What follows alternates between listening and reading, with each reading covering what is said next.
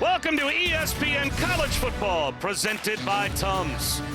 And welcome to Raleigh, where for the first time since 1948, it is a non-conference matchup between NC State and Virginia. But it'll be an exciting quarterback matchup. Why is it a non-conference game? We'll explain a little bit later. Bob Wischusen here with Sam Hacho. Taylor Davis will join us in just a moment as well. To the more important thing, though, let's get to this matchup and the fact that Virginia has a veteran quarterback and a playmaker that they can clearly lean on. Yeah, Chandler Morris, number 4. He's a quarterback, but he's been well-traveled. He knows how to win. Highland Park was 16-0, won 3 state championships. But more than anything, it's his experience that he has as a passer and also a runner. But it's not just him. It's Cam Ross as well, number 6, who was ACC Special Teams Player of the Year and also had 124 receiving yards. He's a playmaker. Yeah, scored through the air, scored as a return man last week in their opener. Now, in the opener for North Carolina State, they obviously feel like they have a quarterback that has taken a major step from his freshman year to his sophomore year as well. C.J. Bailey, he's a 6'7", second-year player, but he's growing. He's taking steps, but he's growing as a player. But there may be some growing pains. You may see a couple of bad decisions, a few interceptions, but outside of that, you're going to see elite downfield ball placement as well as an ability to run the football. He's put on about 15 pounds of muscle, so you're going to see a little bit more quarterback draw, maybe quarterback power that'll make him more effective. And how about today's impact players brought to you by Mattress Firm? Well, we'll start with the 2 edge players for NC State. One's like an X-Men, Kean Sloan, number 8. He transferred from Utah State. He's all over the field. The other is Sebastian Harsh, another transfer from Wyoming. These 2 guys will dominate on the edges. On the other side, Ethan Minter, safety for Virginia. He's a former quarterback. We talked to the coaching staff today. They talked about him being the quarterback of the defense. Well, North Carolina State won the toss, and they deferred, so the Pack will kick it. And we'll see if Cam Ross can return it. He certainly did so last week, as he is not only the ACC reigning receiver of the week, but also the ACC special teams player of the week. As you said, 224 all-purpose yards and a couple of touchdowns last week, one of which was a 100-yard kickoff return for a score in their 48-7 opening win against Coastal Carolina. And this one will bounce through the end zone for a touchback. So that will bring Chandler Morris onto the field for the first time. And Taylor Davis, there was a question last week as to whether or not we would see Morris this week. Absolutely, Bob, but he returns to play after leaving the game in the third quarter in week 1. He did suffer an AC joint injury in his non-throwing shoulder, but he told me he didn't miss any practice time this week, and he is cleared and good to go. Head coach Tony Elliott told us the adrenaline got to him a little bit. He took a hit he shouldn't have, but we're empowering him this week. Keep using those legs. He had the end zone. He got a little greedy, and he put his shoulder in harm's way. But good to see Chandler Morris shake it off and start with a jet sweep to Cam Ross. And he picks up 4 on the first snap. So it will be second down and a long 5. Sebastian Harsh made the stop for the Pack. The offense for Virginia is going to find any way possible to get the ball in Cam Ross's hands. You saw that early jet sweep, but expect some down-the-field passing, attacking the outside edges of this NC State defense. And Jamari Taylor, grad transfer from North Carolina Central in the backfield. That didn't work. Sebastian Harsh with a harsh hit behind the line of scrimmage and a loss of 3. So if Kean Sloan, number 8, is like an X-Men, Sebastian Harsh is an animal. You turn on the tape, he is everywhere. He lines up on the edge, but also be on the inside. Watch his inside rush, inside moves, just destroying the play. He has an elite level of quickness to his game that really disrupts offenses. Probably want to have someone assigned to blocking Sebastian Harsh, as this now sets up 3rd down and 9.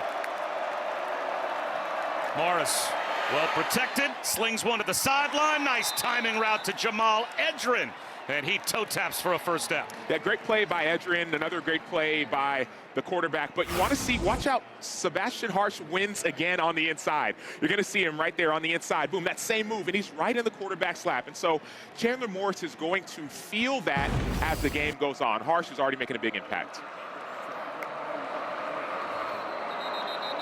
Flags down, false start. So Virginia will cost themselves 5. False start. Number 9, offense. 5-yard penalty. Still first down. Dakota Twitty, the tight end, flinched.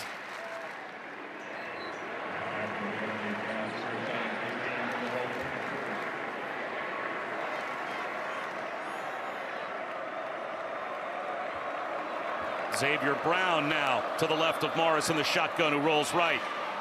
Bullets one to the near side, incomplete for Trell Harris.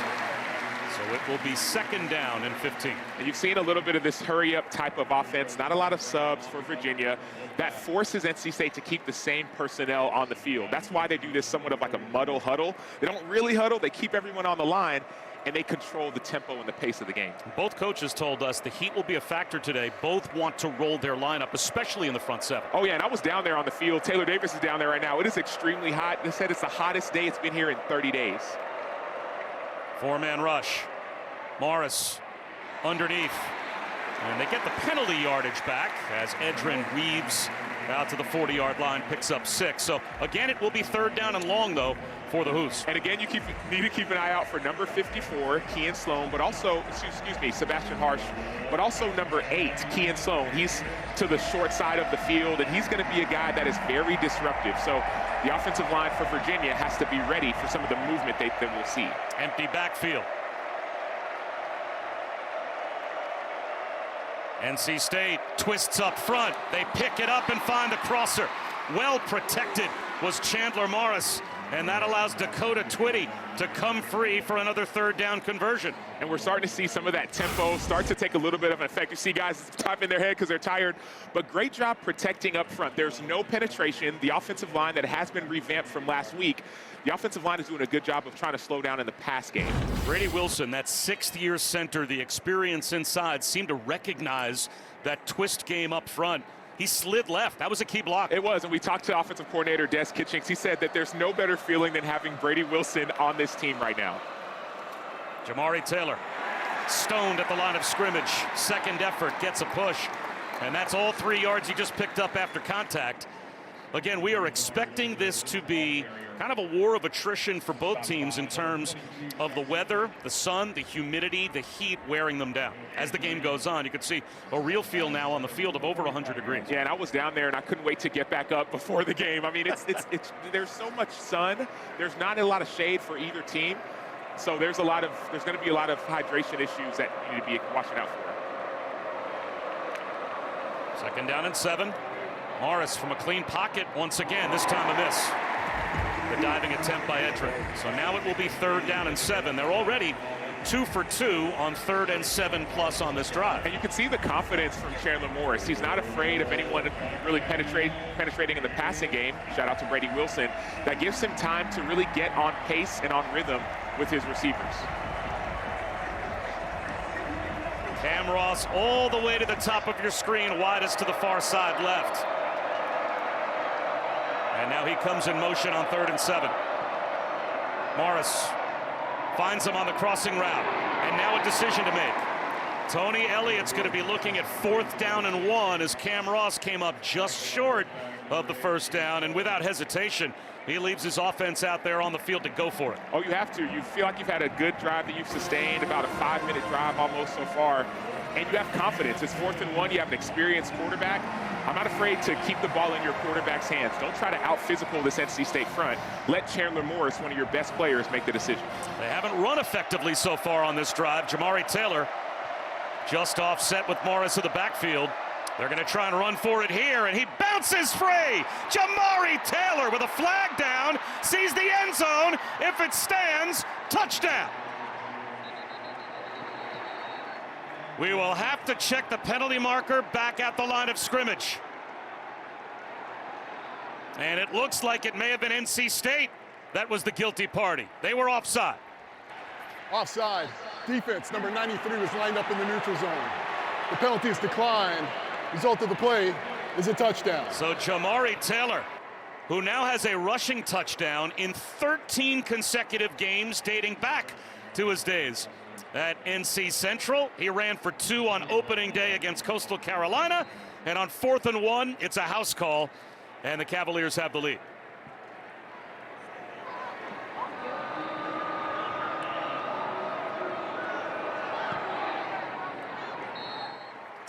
Nothing Virginia. So Jamari Taylor has been named captain for this game. Why? He went to school 15 miles from here, and he's putting his skills on display. Not the biggest back, but you see the physicality, the speed, the finish. Jamari Taylor with a touchdown.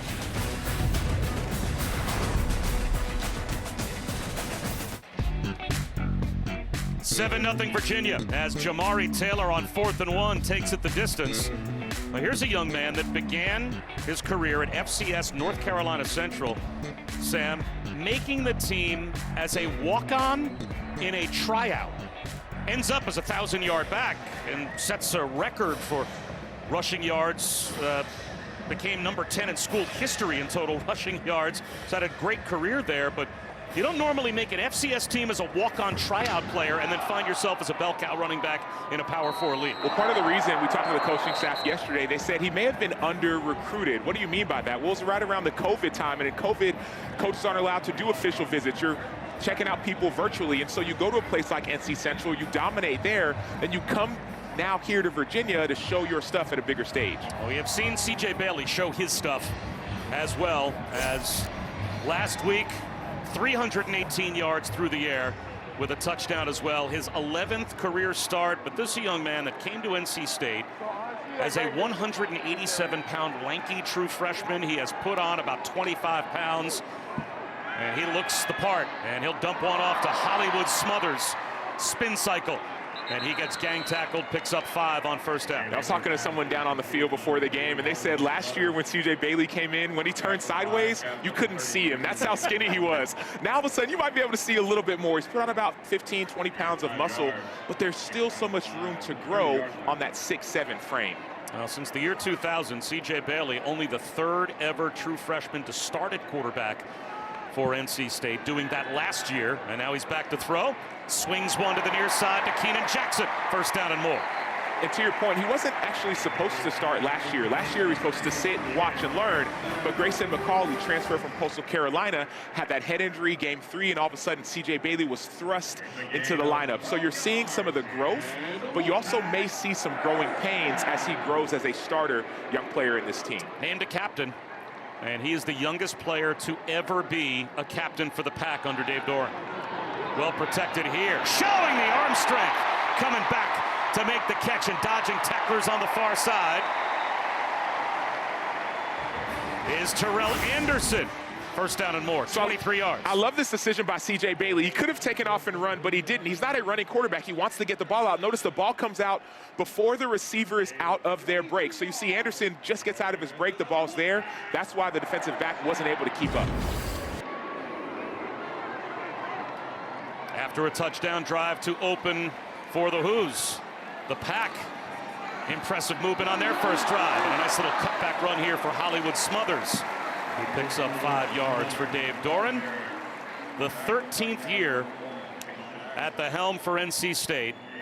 The only coach in the ACC that has been at the helm of his team longer at this point, Dabo Swinney, for 18 years at Clemson. Dave Doran is a culture builder. We saw that yesterday when we were at the walkthrough. We saw that when you talk to anyone a part of this program. He knows what it's like to win. He instills that in his team. Quarterback run. Bailey finds a crease. Bailey, the long strides to the end zone, and he's got a touchdown for the Pack. 30 yards.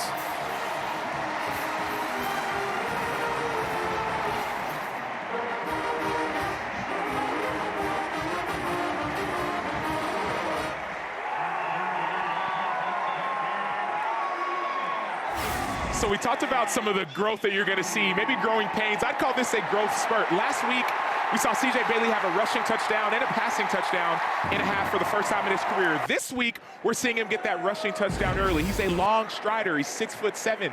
He can use his legs to gain ground. So unbelievable play call, but better job by C.J. Bailey using his strength. Noah Von Set ends the point after.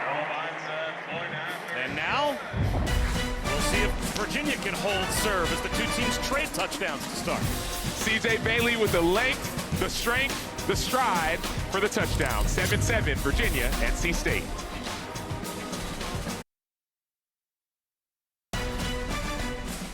ESPN College Football is presented by Tums Fast Heartburn Relief, so you can love food back. And in part by USAA, proudly serving the military community and their families. They tailgate right here in Raleigh. When you're frying up eggs, you got the hash browns, the bacon going in the parking lot. That is as good as it gets. And we knew these two quarterbacks Sam would probably put on a show today. They both did on their opening drives. 10-play touchdown drive for Virginia, and 5 of 7 for Chandler Morris, and 70 of 75 yards of offense on the opening drive for C.J. Bailey for the Pack. Yeah, outstanding performances by both quarterbacks so far. But I do have one question, Bob. I've never been tailgating. Have you been tailgating, and what is it like? It looks like a lot of fun. For 30 years of calling football games, when I drive into the parking lot and I see all of the people, they look like they're having a great time. So you've never tailgated? Not at a football game. Why would I tailgate at a football game? I'm here with you. College, when you were in high school, college, something? Maybe a couple times. Oh, okay. Champ brought the tee back to the sideline, by the way. So 1st and 10 for Virginia at their own 25-yard line after the touchback as Chandler Morris, the 4th consecutive year that he has been a starting quarterback on opening day. Last year, tremendous numbers that he put up at North Texas. He's number 3 in America in total offense, just shy of 490 yards per game. And he'll check one down underneath here to Jamal Edrin again for a gain of a couple on first down. There are a lot of things that people don't like about the transfer portal, but one thing that coaches will like is a guy like Chandler Morris, who's the son of a coach who has experience and he plays with confidence. You bring a guy like him into your program, there's not a level of doubt or fear. There's a level of, hey, let's put the ball in his hands and let him decide how we do. Last year started every game for North Texas. Number 4 in passing touchdowns as well last year, with 31 total on the season. Jamari Taylor to the 30-yard line to make it 3rd down and 5. Caden Fordham. He was NC State's leading tackler last year when he tore his ACL in practice before a Week 7 game against Cal, so great to see him back. He's one of their leaders. You talk to anybody around this program, they look to him as a guy, a dude, a stud for their defense. Missed a lot of last year, and you can still see he's trying to recover to his full speed, but he's still making plays on the field. One out there against ECU last week and led the team in tackles with 11 on opening day. 3rd down and 5. 4-man rush. Morris escapes the pocket and uses his crosser.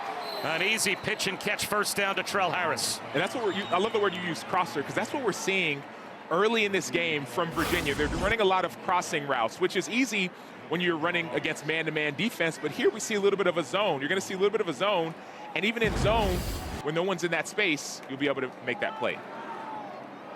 Bouncing it is Taylor. Gets bumped out of bounds after a gain of 5 by Devon Marshall. It'll be 2nd down, actually in 4, picked up about 6 yards. Out to the 46-yard line. So a good start to this game for Jamari Taylor. And 2 things we haven't seen, Bob. We haven't seen too much of a huddle. We're seeing one now for Virginia, but we haven't seen too much of the ball being placed down the field. You're seeing the methodical, take your time, stay on the field, tire out the defense, which I believe is a good game plan for Virginia. Again, they go empty. They throw it to the punch set to the near side to Xavier Brown.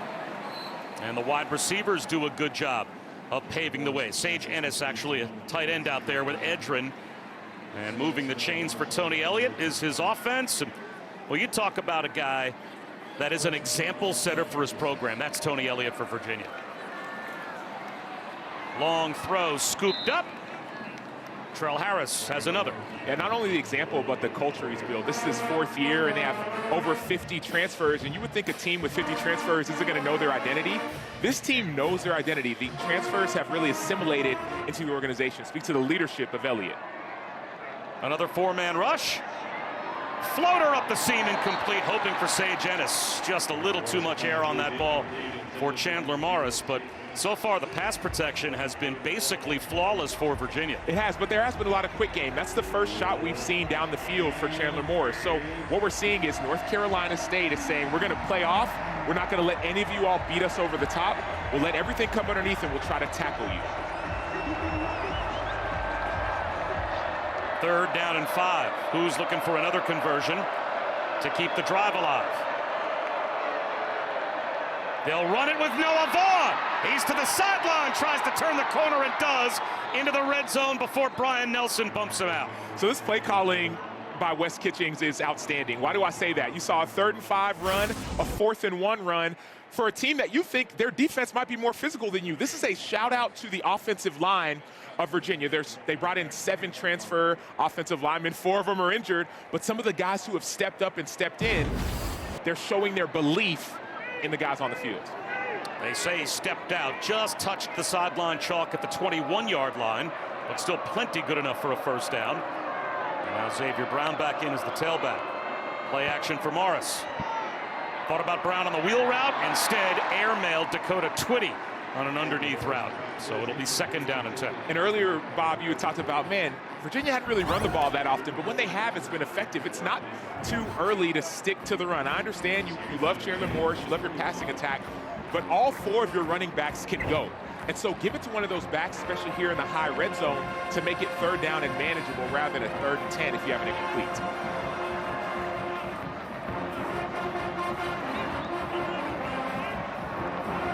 Play clock down to 10.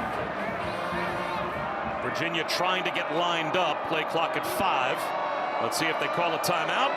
Play clock at 1, and they just do get the snap off. And right into the heart of the defense, nowhere to go for Brown. Wrestled backwards. It looks like he may have lost a yard.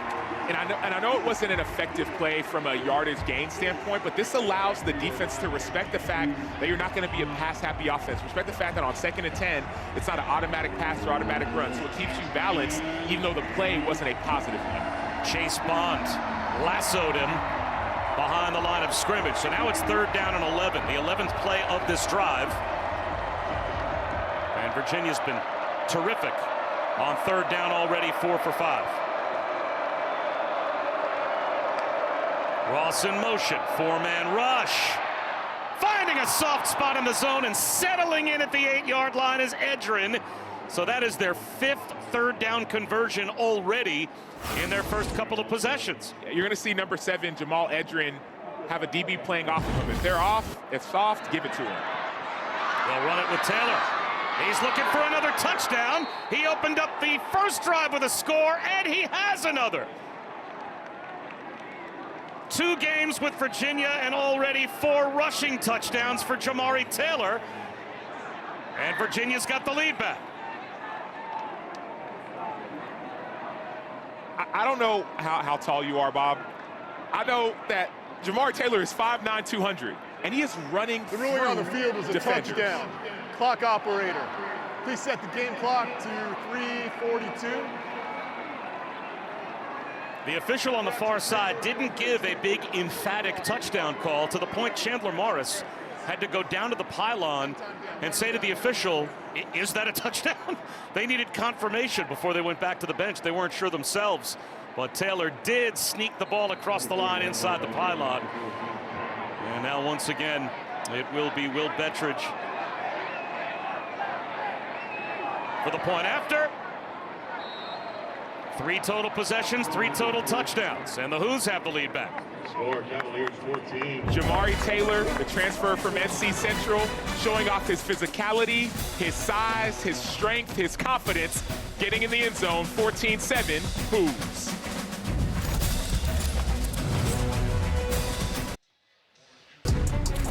Welcome back to the ACC on ESPN. Bob Wischusen and Sam Acho, Taylor Davis and Raleigh. It's a fancy locker room. Carter Finley for the Pack. Did you have a specific pregame ritual you went through? You know, both coaches said with the Heat today, especially Virginia, we can't play this game in warm-ups. Well, right? You got to make sure you save some energy. Did you have a trick to do that? I tried to find it. It took me a while early on in my career collegiately. I'd be the guy who was spent before the game. I'd be so excited, so energetic. So finally, after a couple weeks, I found my rhythm, found my groove. Yeah, the coaches were worried that their players today in this Heat might have that exact same problem. Tomorrow, Sunday NFL Countdown, before Aaron Rodgers returns to MetLife Stadium as the Steelers take on the Jets. We'll have pregame coverage and analysis from New York, plus what to expect from Micah Parsons and the Packers when they take on the Lions, and the inspiring story behind Aiden Hutchinson's comeback. All that and more. Sunday NFL Countdown before opening day, the first big Sunday of the NFL season, 10 a.m. Eastern on ESPN and the all-new ESPN app. Hollywood Smothers gets to the sideline. And bulldozes out to about the 33-yard line. Christian Charles bumped him out at the 32, but that's still a gain of 7 on first down. I'm excited to see the response from NC State. Virginia's been walking the ball up and down the field at their will. It seems as if NC State doesn't get points on the board this drive, it could turn the other way for the Wolfpack. C.J. Bailey checks it down to Smothers. Spins through a couple of tackles and has a first down. When your name is Hollywood, that's what you're supposed to do. I was on the verge of saying, man, what an outstanding tackle by number 28, Donovan Platt.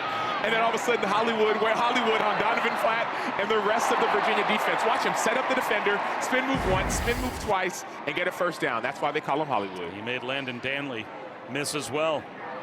And now it's Jaden Duke Scott in the backfield. Play action, though, for Bailey. Has all day to scan the field. Finds a crosser reaching back to make the catch.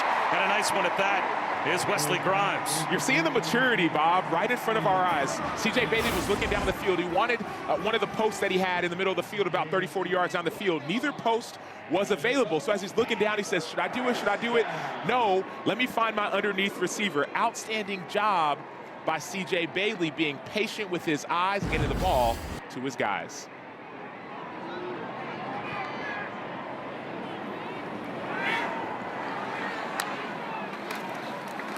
Scott drags a tackler for a couple of yards. Fisher K-Mac made the stop. I thought it was interesting what Dave Doran said about C.J. Bailey. He said last year his teammates didn't even know he was going to be the starter. This offseason, he put in those offseason deposits. Right, I thought that was an interesting way of phrasing it. Spent the offseason throwing to his guys in offseason workouts and developing that chemistry. And Dave Doran said, I told him, it's now your team. You may only be a sophomore, but it is your football team with all the work you put in the offseason. And here he is again. Close to a first down. To the freshman Teddy Hoffman, down to Taylor. CJ told me his emphasis was on his leadership this offseason. He actually reached out to former NC State quarterback Jacoby Brissett, who was also known as a great leader. Jacoby gave him the advice, don't go home in the summer. Stay on campus. Spend time with guys that you don't think you need to build that chemistry with, but you do. And at walkthrough on Friday, guys, I saw him leading not just the offense. He was in the defensive huddle, special teams, really embodying what it means to be a captain. Yeah, that's the definition of a leader, and those are those off-season deposits that he made, according to the head coach. Hollywood Smothers patiently looking for some room. Backs his way to the 30-yard line, short of the first down. So 4th and 1 now for NC State. Now you absolutely got to go for it in this situation for NC State. You've seen the points that have been put on the board. I think you go for it and you get physical with them. Last week there was somewhat like of a fake pitch and they threw the ball down the field on a 4th and short. I think this week you run it right down the middle of this Virginia defense. Well, now they're going to bring in the true freshman quarterback, Will Wilson, at 230 pounds. And he will do what a 230-pound player does, trying to directly take the snap and run it.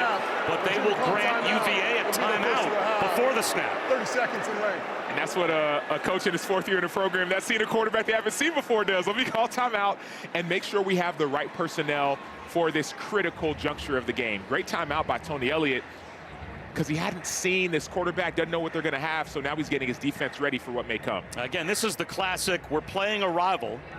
We're going to hide what we need to hide on opening day. They did not show the true freshman Will Wilson and any package of plays for him against East Carolina. Now you busted out against Virginia the following week. Well, they didn't show him, but they told us about him yesterday. They said, whoa, whoa, whoa, keep him under wraps. Don't tell anybody. So we didn't tell anybody. That was on y'all. Y'all put him out there on the field. Again, this is the first time since 1948 that this is not a conference game. So this game does not matter, at least in terms of the ACC standings. It won't register. It matters a lot for the season of both of these teams. But this year and next year, these teams don't play in the conference rotation. So we asked Dave Doran about that. He said, look, your AD comes to you with different opponent options. Why not play Virginia in a non-conference game rather than someone else? And it is still Will Wilson out there for 4th down and 1. And he will run it, and he will get it. So Tony Elliott, surprised that Will Wilson was going to be out there, calls timeout. Dave Doran says, you know what, we have belief, let's run it anyway, in spite of the fact that Virginia sniffed it out and called timeout. And it still worked for a fourth down That's the end of the conversion first quarter. to Timeout end the on the first field. quarter. 14-7. Virginia has the lead, but NC State on a march. Virginia up 14-7 here in Raleigh. Tony Elliott joins me now. Coach, we've seen scores on every drive so far in this game. As NC State's driving, what do you need to see from your defense? Oh, yeah, we just got to settle down, make sure we got the right personnel groupings and match, and then just do our job. Make sure we stay present in the moment, not try to do too much. But, hey, this is ACC football. Man, it's hot. Man, teams are ready to play, a lot of offense. We'll get settled in on defense. Hot indeed. Thanks for the time. All right, thank you. It is indeed ACC non-conference football. C.J. Bailey back to work. Hollywood Smothers spun down near the line of scrimmage by James Jackson. Again, we mentioned it earlier, but it bears repeating. The first time since 1948 that this is not a conference game. The two sides, knowing they were not going to play in the conference rotation the next couple of years, got together. And again, Dave Doran said, your AD comes to you and says, here's a handful of teams that we could play. Virginia was on the list. Said, well, they're only about 3 hours away. We recruit in the same circles. We're border rivals. It makes sense to play this game. So they signed up a home and home. C.J. Bailey up the seam towards the end zone for the touchdown to Noah Rogers. Another answer for NC State.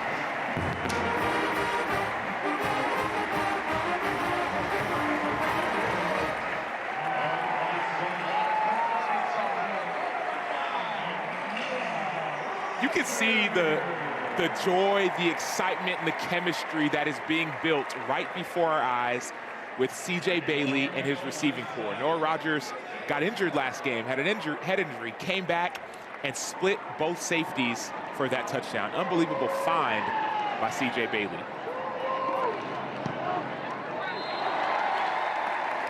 The start for C.J. Bailey, 7 of 7, 102 yards. He's got a touchdown on the ground, and now he has a touchdown through the air. Talked about the growth for the young player, but watch the pocket. There's protection, there's no pressure, and C.J. Bailey just finds Noah Rogers right over the outstretched arms of the defender. A busted assignment on the back end, but C.J. Bailey had to find it, and he did. Perfectly placed ball to Rogers. Boy, neither of these teams has put any heat at all on the opposing quarterbacks, often just trying to get home with a four-man rush.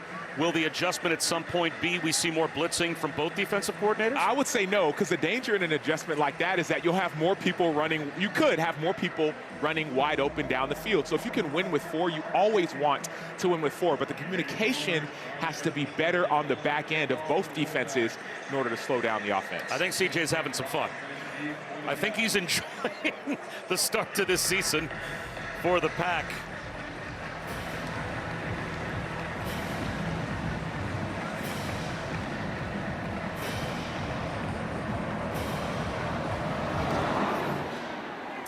Looks like this will be another touchback on the kickoff as Burt Whistle puts it through the back of the end zone. So Chandler Morris, he'll try and answer once again. As you said earlier, the son of a coach. Chad Morris was the former head coach at SMU and Arkansas, and of course crossed over with Tony Elliott on the coaching staff at Clemson. He started off playing some games back in 2020 for Oklahoma, then 21 through 23, 9 total games for TCU, but his best season by far, starting the entire season last year for North Texas and setting school records in total offense and touchdowns. And then last week tried to run one in and had to leave with a shoulder injury, but did win his opening start against Coastal Carolina, shook that injury off, and off to a great start, as is Jamari Taylor for the Hoos today.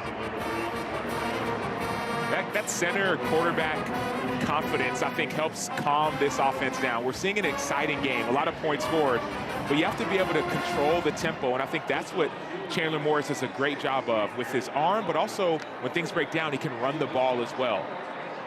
Tony Elliott, of course, remembers him as a grammar schooler, running around playing with the kids of Dabo Swinney and Brent Venables at the Clemson practice facility back when he was in 3rd, 4th, 5th grade.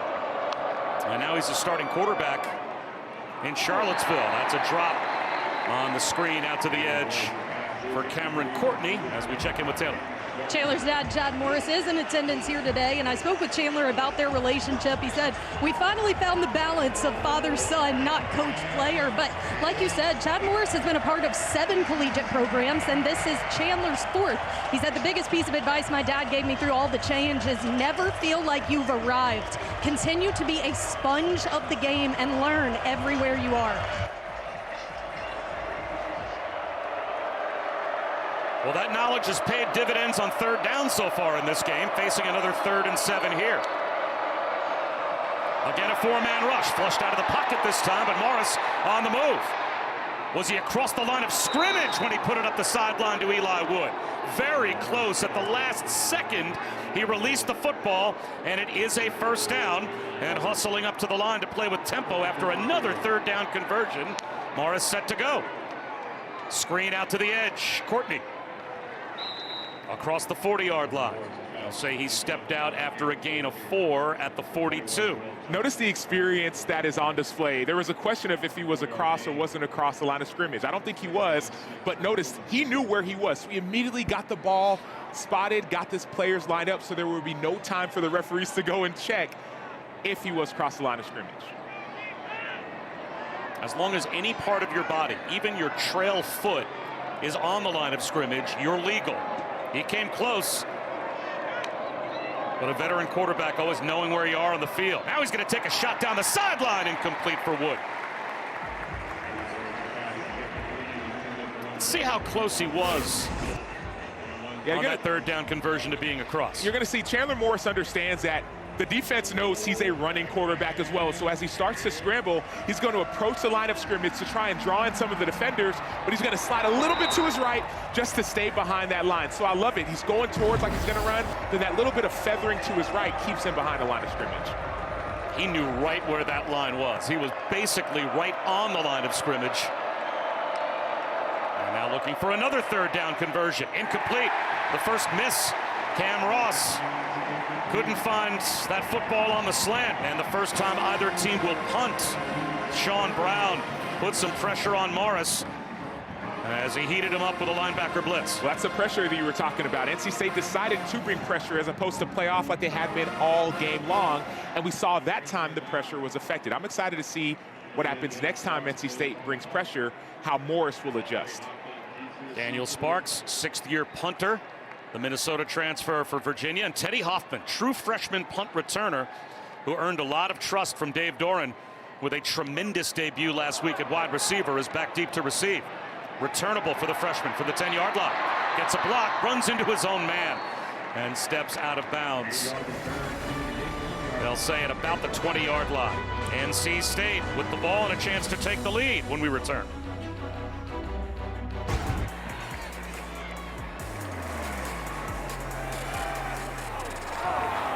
Tipped ball here in Raleigh, as we've had some plays down the field from both quarterbacks, but that ball still found its way to Justin Jolie, the leading returning receiver for NC State. His first catch, Jason Privard was able to get a fingertip on the football. That's a loss of 1 on 1st down to begin this drive for the Pack. Jolie's one of their leaders on the team. He's a tight end, but he's a guy that a lot of players look to bring consistency. Bob Wischusen, Sam Acho, and Taylor Davis here in Raleigh. Hollywood Smothers gets outside. Escaped the hit of Ethan Minter. And it looked like got very close to the 1st down line to gain. Landon Danley starting in place of the regular inside linebacker Cam Robinson, who's a couple of weeks away, they say, at UVA from returning. He was able to get him to the sideline about 1.5 yards short of the 1st down. That was a great job on the outside by Kenan Jackson, number 8 for NC State, blocking as a receiver. Oftentimes you wonder how plays are successful. It's the things that no one else sees. Kenan Jackson, outstanding job on the edge, blocking for that play to have success. 3 tight ends, and Smothers the lone setback on 3rd and short. Play action, Bailey under pressure, avoids a sack, shakes off another, dives for the line to gain and can't get there. Mitchell Melton, the Ohio State transfer, came through first. Jameer Carter in on the stop as well, as was Jason Hammond eventually. Yeah, I love the film review. You're seeing, look, stop the quarterback upfield on the rollout, then everyone's pursuing to the football. That's one thing that stands out about this Virginia defense. They fly to the football. You might see some missed tackles, but it's intentional. They're slowing down the offensive player, in this case C.J. Bailey, so that everyone else can rally to the ball. Caden Noonkester, number 3 all-time at NC State in punt average. That one off the side of his foot. Line drive's going to take a hop. Fielded on a hop by Ross. And nowhere to go. Coming up on ABC, Ole Miss squares off against Kentucky and Lexington. And then at 7:30, Michigan, Oklahoma. And a big early season test for both. So that's coming up. Both games available also on the all-new ESPN app. A good doubleheader on ABC. And how about the debut for Bryce Underwood? Oh, he was outstanding. He's a quarterback that has touch, and he also has strength. One thing you're going to watch when you watch this game tonight, he throws on the run with extreme accuracy. So that's one thing I love about Underwood. He's a freshman, but man, he's got talent. After 4 straight touchdown drives, the two teams exchange punts for the first time. Chandler Morris back to work, out of the pocket. Wide open. He's got Dakota Twitty running down the sideline. Flags down in the offensive backfield, though. Might be a hold. Holding. It is. Offense number 60. 5-yard penalty. First down. So there's the pass rush, forcing a holding penalty, and it'll be 1st and 20. And there's some of the frustration that you have if you're Virginia. Man, you've had a clean game so far, but some of the reshuffling of the offensive line is going to hurt you. Right here, you see number 60, Drake Metcalf with the hold. Chandler Morris is an athletic quarterback. He's going to move around in the pocket. But, man, you have to keep your hands inside to make sure you don't get that holding and cost your team. You mentioned Kean Sloan, number 8 in red. He could have an impact that time. His spin move drew the holding penalty. Counter handoff to Taylor. Nice little subtle cut upfield to just about get the holding penalty yardage back. He picked up 8.5. A.J. Richardson made the stop, so still 2nd down and long, but boy, just a subtle little bump back inside by Jamari Taylor to make a man miss. Man, but I love that drop play on a 1st and long. Why? Because as an edge rusher, as a defensive player, you're thinking, man, I got to go get the quarterback. And so you got your ears pinned back, you're ready to go and hunt. All of a sudden, you're by the ball's underneath you, getting a 9-yard gain. So great play call by Virginia. A toss to Taylor. And he makes it 3rd and manageable. Another tackle for A.J. Richardson. 3rd down and a long 6, close to 7. And we're seeing a little bit of a shift so far. NC State, for the first quarter or so, was playing a lot of off coverage. Now, all of a sudden, we're seeing a little bit more pressure, a little bit more tight coverage, not to allow Chandler Morris just to sit back and do his thing. So I'm expecting a bit of pressure on this play. Xavier Brown in for the 3rd down play. NC State shows blitz. They rush 5. They're running it with Brown. Breaks a tackle. 1st down. Flags thrown everywhere in the secondary. Was that a horse collar tackle? As the way Brown was jerked to the turf. Let's see what this call is. Ronnie Royal made the stop for NC State. Personal foul.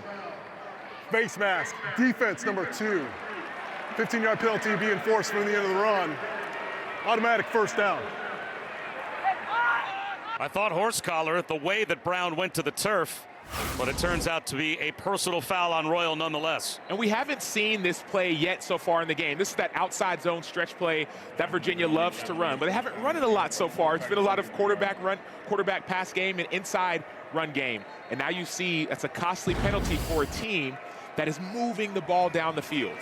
I think you could have called both on Ronnie Royal. I think he grabbed the face mask and a horse collar tackle. He got his money's worth there, but it still cost NC State 15 yards. So Virginia with a 3rd down conversion, tack on the 15 all the way to the Wolfpack 43-yard line.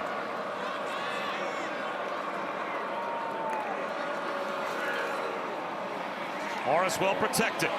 Crossing route.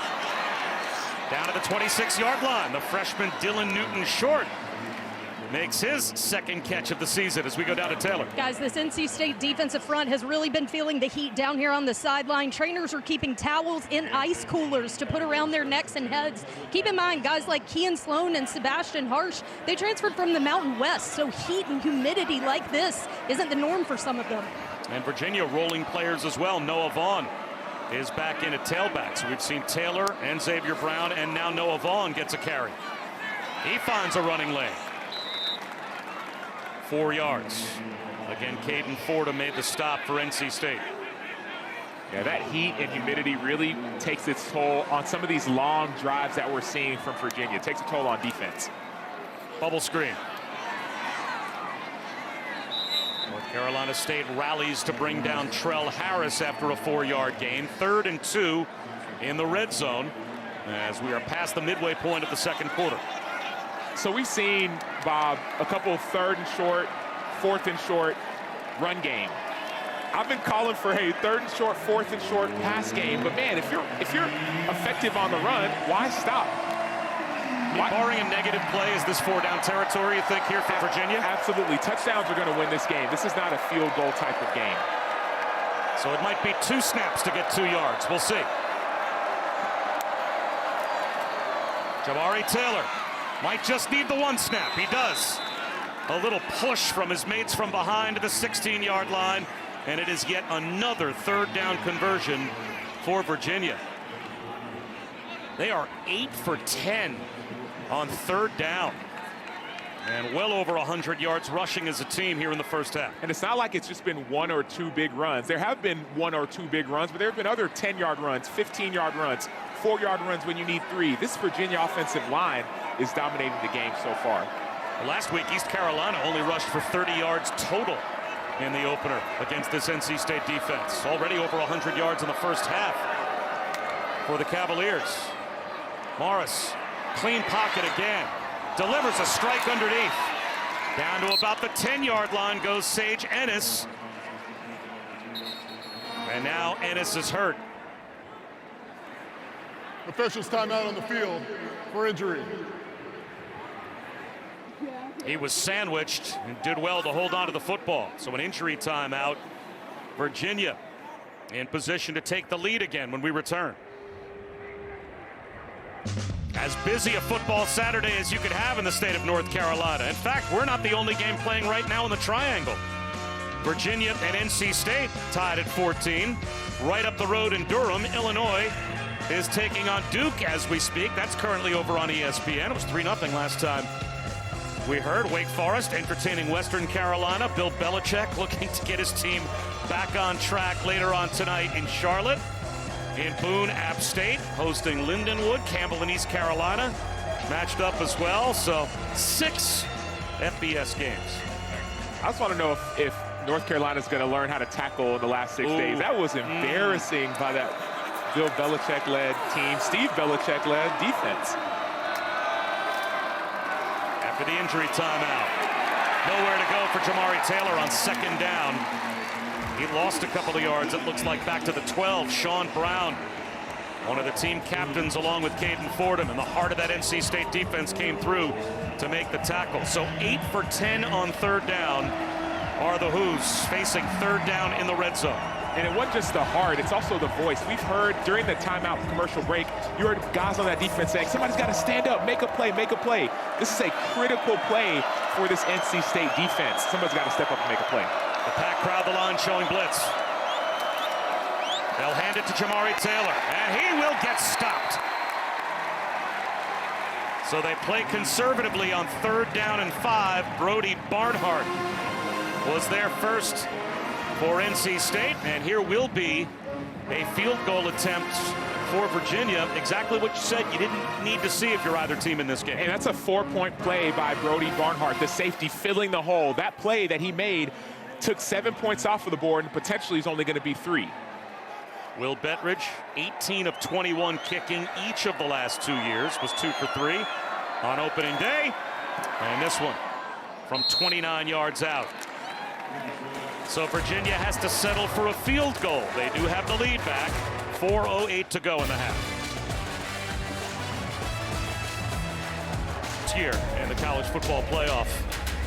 We will find out, of course, as we mentioned earlier, this not an official ACC game.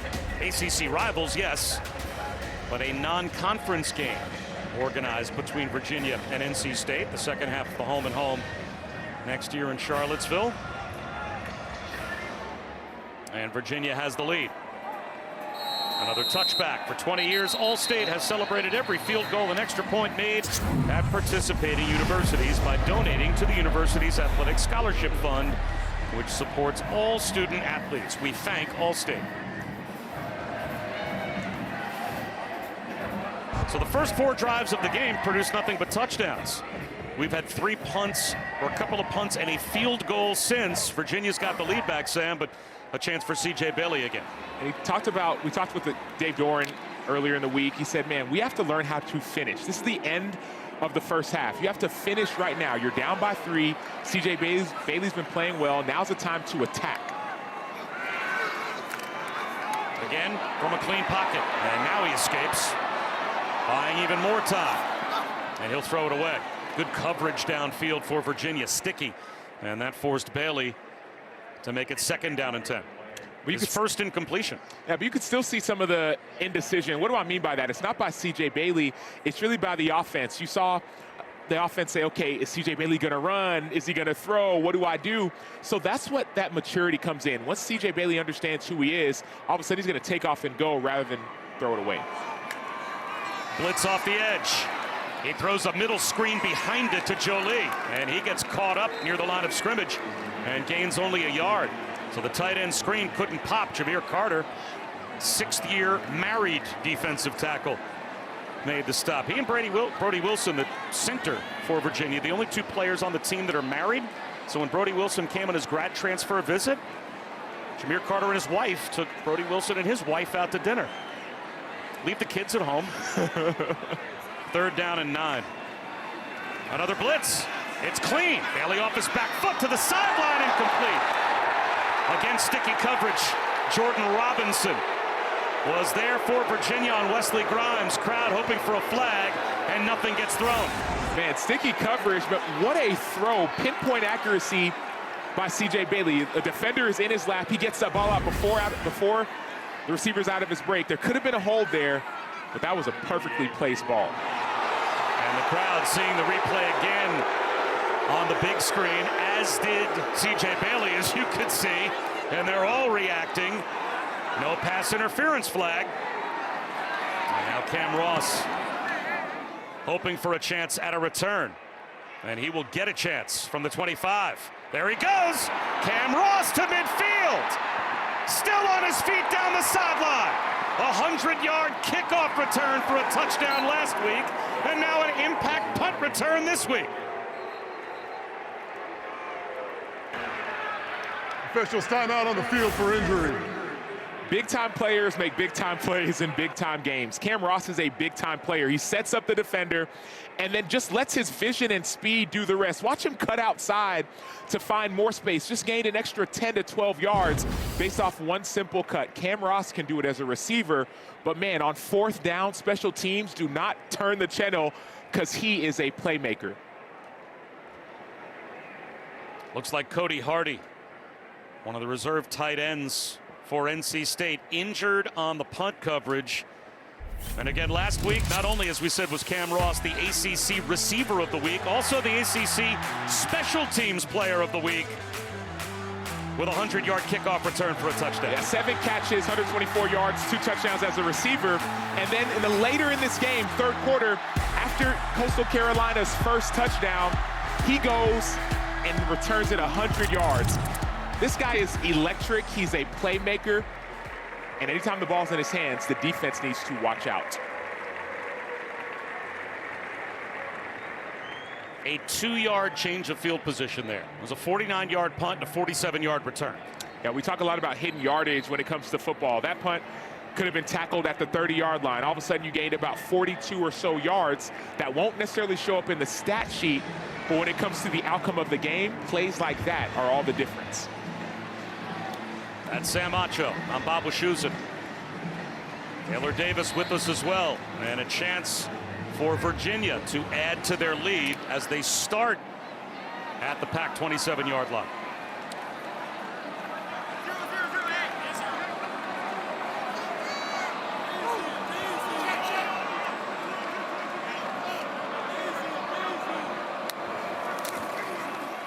Xavier Brown for 4 yards. The U.S. Open Women's Championship today at 4 Eastern on ESPN and the all-new ESPN app. 8th-seeded American Amanda Anisimova is playing for her 2nd straight major final, taking on defending champion and number 1 seed Aryna Sabalenka, who is trying to become the first woman to defend her U.S. Open title in 11 years. So that will be a tremendous final coming up at 4 Eastern. Xavier Brown again. Cut down by Caden Fordham.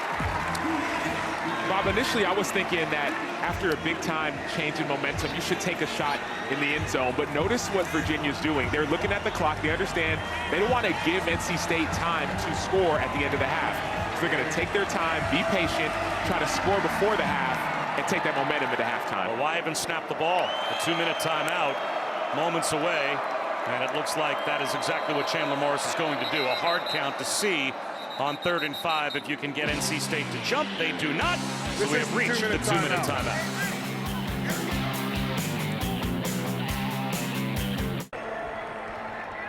As you would expect, that Iowa State game, of course, the in-state rivalry game. This is a border war between Virginia and NC State. And after the 2-minute timeout, 3rd down, trying to keep the drive alive and capitalize on the long Cam Ross punt return. Cavaliers with Morris back to throw. Over the middle. Easy pitch and catch, 1st down. See, that's the problem. Charles Harris just settled into a soft spot, turned around, and backed his way for a 3rd down conversion. And that's the problem with playing zone on 3rd and short. If you play a zone defense on 3rd and short, the offense can just sit down in a spot and you get a 3-yard or 4-yard pass. If it's 3rd and really 4 or less, it's better to play man-to-man defense to stop some of those routes. Smart clock management here as well for the Hoos. If NC State's not going to spend their timeouts, just let the clock bleed all the way down if you can.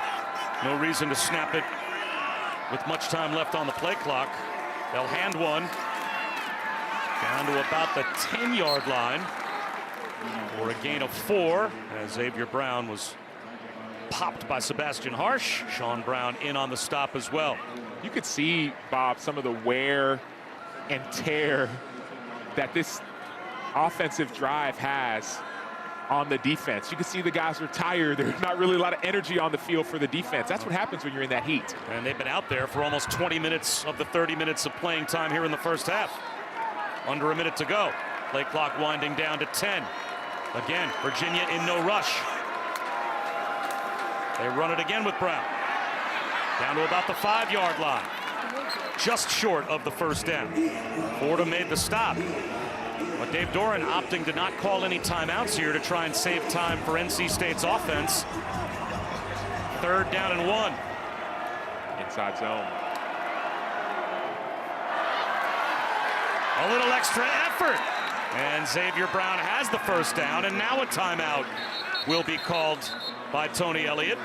But it's 1st and goal, still with 22 seconds and 2 timeouts. They have the whole playbook at their disposal. This is a clinic when it comes to clock management late in half or late in game. You have the ball in your own red zone. You have all your timeouts. You're dominating time of possession. You're dominating when it comes to plays run. And every run that you have, you're falling forward, not backwards. So, yes, the entire playbook is at your disposal. But this is brilliant clock management. If you get a touchdown here, you don't leave any time for NC State to score, and NC State gets the ball at halftime, so you don't give that 2-for-1 opportunity.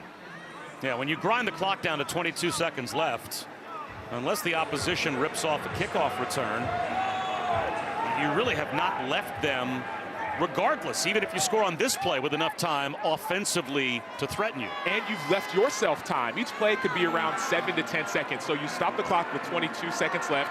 You have time for 3 plays if these runs or if these inside runs don't work. 2 tight ends and Jamari Taylor back in just behind Chandler Morris. 1st and goal, it's play action. Morris floats back to the goal line for a touchdown to Sage Ennis. So the tight end shakes off the earlier injury. He is back in with a touchdown catch, and Virginia's got a 2-score lead. That's the problem when, as a defense, you haven't been able to stop anything, specifically the run. You've given up big run after big run. So NC State committed to the run, and brilliant play call by Des Kitchings and execution by Sage Ennis and Chandler Morris to get the ball in the end zone to the tight end. Impressive first half for UVA.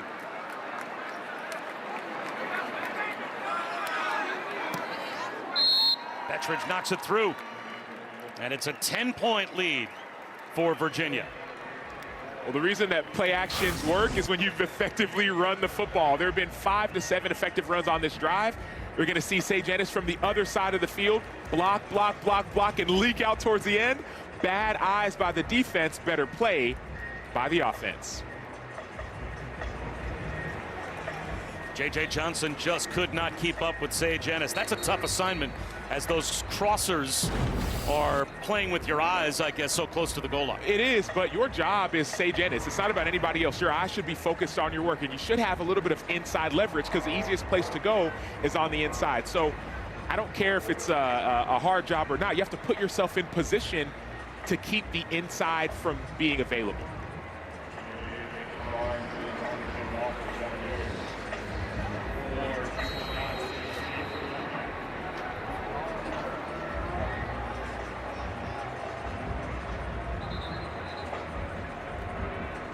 Ball tips over on the tee.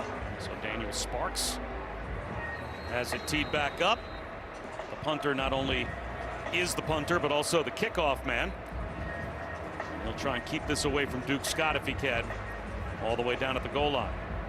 Only 17 seconds to go for NC State. They have their timeouts, but it'll be out at the 25-yard line. And we've got the Taco Bell Live Mosque student section. Only one student section can claim the title of Live Mosque Student Section of the Year. Who will take home the trophy this year? That group piled in hours before kickoff. A little quiet now as they're trying to get through the heat. Bob, what college did you go to? I went to Boston College. Were you like a big-time partier, like student section, I'm yelling, screaming, or were you just kind of like hanging out? I mean, look at me. Obviously, coolest guy on campus. Huge party. Can't you tell? I'm looking, and I don't know. You're not picturing that? I'm not picturing huge party guy. Maybe I'm wrong. No, you're right.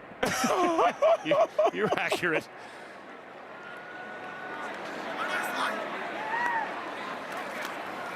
Duke Scott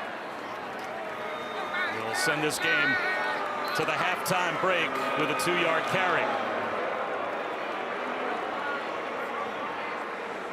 And it will be a 2-score lead for Tony Elliott's Virginia team at halftime.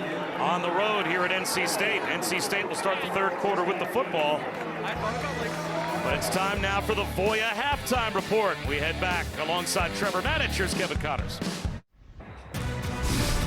Welcome back to ESPN College Football presented by Tums. Here in Raleigh, set for the start of the third quarter. It's a 2-score lead for Virginia. As we check out the first half stats brought to you by Tums. Boy, 122 yards rushing lets you control the clock. Yeah, double the time of possession, double the amount of plays. There is so much domination by Virginia specifically when it comes to their offense. 10 of 13 on third down. Couldn't be more better. That's Sam Acho. I'm Bob Wischusen. Taylor Davis is with us as well. Now, NC State starts the third quarter with the ball. This feels like a very important possession for them down by 2 scores. Without a doubt, C.J. Bailey has to take over. If they want to be effective and NC State wants to get back in this game, it's going to be on the quarterback. Well, we'll see if C.J. Bailey can move them down the field because it was back-to-back drives to begin with touchdowns to start. And since then, Virginia's defense has gotten stops.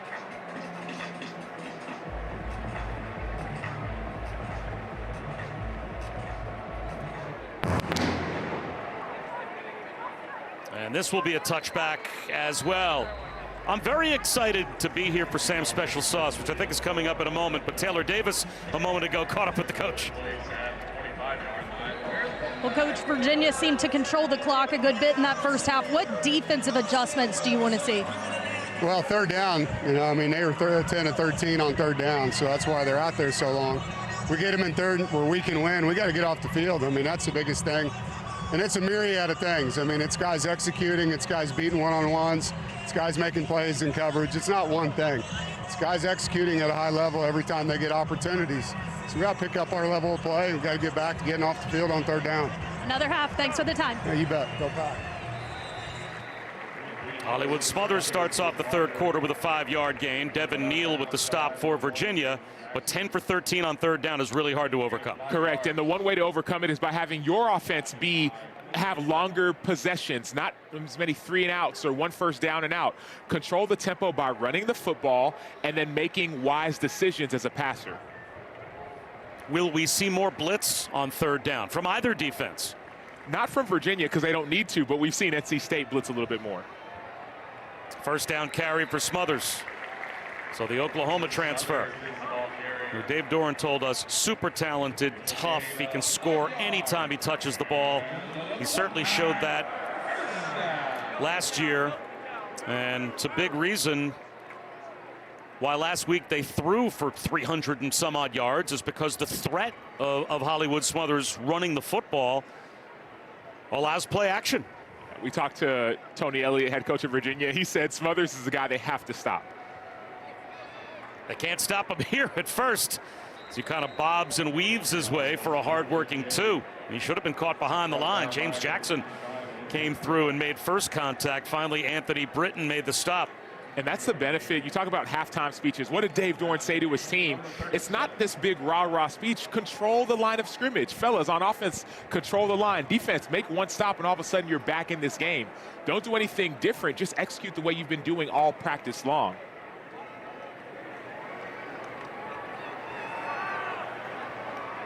Bailey finds a crosser. Keenan Jackson, first down to midfield and more. This is what we saw, at least at the beginning of the game. We saw NC State just getting the ball downfield, not necessarily 30, 40 yards down the field, but C.J. Bailey looking at his read, sees the crosser, and that's a 15, 20-yard gain. You don't need to do too much. You don't need to be too pretty or sexy. Just do your job. Protect up front, drive the ball down the field methodically, get their defense tired, not yours. C.J. Bailey, for the second consecutive week, has a touchdown passing and a touchdown rushing. Factoring into both scores. Long throw out to the numbers and a broken tackle. Noah Rogers. He said he was in the concussion protocol, was a little iffy to play this week, at least early in the week. They're certainly happy to have him. Yeah, last week he took a really big hit. He was down for a while. We weren't sure if he's going to come back. Well, now he's back, and he's contributing early to this offense. The double hand clap, and Virginia holds their water. Look at James Jackson in the middle of that defense, number 1 for Virginia. He's adjusting in the same time that you're seeing C.J. Bailey adjust. Duke Scott for 3 yards. Another tackle for James Jackson. There it is. So you saw that hand clap, hand clap. You're seeing what the defense is going to do as an offense, so you make your adjustment. Well, the defense can do the same thing. As you adjust, they can have their adjustments as well. So great play by James Jackson, making that adjustment and stopping that play. The captain for the team, one of the leaders. That's how you show up. They snap it with about 15 on the play clock. C.J. Bailey floats one to the sideline, wide open is Justin Jolie. And the tight end makes his first impact catch of the game. The leading returning receiver in terms of receptions and yards. Yeah, Jolie's another leader on this offense, but notice the coverage isn't great. You're seeing a little bit of a zone coverage, but no one's on that outside part of that zone. If you're a curl flat defender, you need to be about 12 to 14 yards deep, and there was no one in that curl flat area. So a busted assignment by Virginia, but a better start to this first half by NC State. Back in the 2022-23 seasons at UConn, Cam Ross, maybe the best weapon for Virginia, and Justin Jolie were teammates at Connecticut. Finding a crease and finding the end zone is Hollywood Smothers for an NC State touchdown. What a drive to start off the third quarter.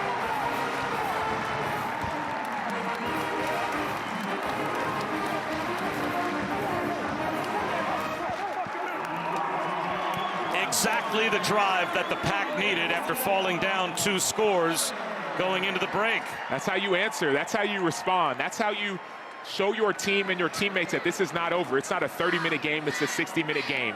It's been in the run game. It's been in the pass game. Been in the offensive line. Outstanding job by NC State responding to a poor first half. And 8-play, 75-yard touchdown drive. And we have a field goal game again. Hollywood Smothers does what he does best. He earned the nickname for a reason. Didn't have to do too much. The offensive line made it wide open, but gets himself into the end zone. 24-21, Virginia. Second touchdown run of the season for Hollywood Smothers, and both teams trying to beat the heat with heat indexes of over 100 degrees down on the field here at Carter Finley. And we've got a field goal game, a touchdown drive for NC State, 8 plays, 75 yards to start the second half. Bob Wischusen, Sam Acho, Taylor Davis. And I have been waiting for this. Sam's special sauce. It's just a privilege to be a part of the show at this point. Well, if you want to get back into the show, you have to be able to dominate on special teams. Special sauce starts on special teams. Cam Ross has a 48-yard punt return. That is really only a 2-yard gain when it comes to the offense where it was before and where the defense started. And then you get a touchdown late in the first half by Sage Ennis. Virginia's an underdog in this game, and the way they've been able to take the lead, and if they want to win the game, it's got to be special on special teams and special plays by guys like Sage Ennis. And they've also been special on third down. Chandler Morris rolling out on first down. Sidearms one to the sideline. Cam Ross can't scoop it up as we check in with Taylor. I spoke with Tony Elliott at the half, who reiterated that controlling time of possession, keeping his offense on the field, made huge impact in the first half. But he told me, I told our guys 3 things will make the difference in this game: poise, confidence, and swagger. We showcased that through one, but we're about to learn if we have the grit to keep it for a second half. He said the least important aspect of the game is the score at halftime. Just reiterated that with NC State scoring on the first drive. And to go 10 for 13 on the third down, control the ball for 20 minutes and only lead by 3 at this point. But the slant works for Trell Harris, and that is good enough for a first down. He picks up 11. And some of the reason why all these slants and some of these comebacks are working for Virginia is that NC State, the corners are playing off coverage. They don't want to get beat deep by guys like Cam Ross. So they're allowing the underneath plays. They might need to change if we want to get back in this game. Quick toss, Xavier Brown drops the ball. It's batted back, but they'll call that an incomplete pass. It was just barely pitched forward by Chandler Morris. As the result, that's a dead ball and an incomplete pass. And certainly a break for Virginia. Dave Doran wants an explanation. He and Sloan knocked it free, but couldn't chase after it. The officials blow the play dead. Yeah, I may want an explanation as well. That looks like it's almost parallel, but it does look a little bit like it could be forward. If it's parallel, that's a lateral. If it's forward, it's not. What's the old saying? If it's not forward, it's backwards. It looks like he was right on the hash mark and maybe pitched it forward a foot. The down and out, Cam Ross. That was sniffed out quickly by Brian Nelson II, who came up to make the stop. So here we are again, Sam. Can NC State get a third down stop on defense? Well, we talk about it all the time. It's the middle 8, the last 4 minutes of the first half, the first 4 minutes of the second half. Well, this isn't necessarily the middle 8. It's really how do you start with momentum? The first half is over, but if NC State can start with a touchdown, then the 3 and out, that'd be a huge momentum shift for this team. Cam Ross in motion. 4-man rush. Avoiding the rush, but throwing an errant pass was Chandler Morris. He was at least bothered. Dakota Twitty, the intended receiver. Sebastian Harsh, with that reach, got Chandler Morris off his spot. Yeah, he was more than bothered. Sebastian Harsh did an outstanding job with a club chop on the outside, number 54 for NC State. Watch him go outside, boom, chop, and then he wins on the outside, affecting the quarterback, making him step up, not allow him to reset his feet, and force an errant throw. Acho-esque. Ooh, I like it. My move, I was more of a side swipe type of guy. I didn't really have the hips. That's actually Willie Young-esque, who went to NC State. Willie Young perfected that move. Wobbly kick. Hoffman lets it bounce. Thought about trying to field it on a hop, but Daniel Sparks able to get that one away and inside the 20-yard line. Not the prettiest 41-yard punt, but it worked.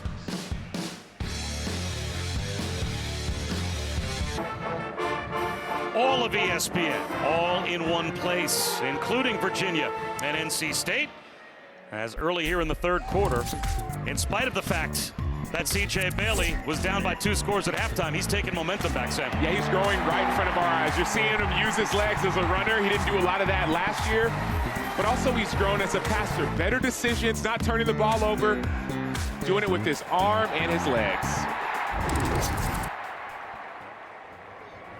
A touchdown to start the third quarter. An immediate chance to get the football back, and Hollywood Smothers down the sideline. A little shimmy shake to stay in bounds. Finally pushed out inside the 25 of Virginia. He ran past Ethan Minter, and Corey Costner saved a touchdown.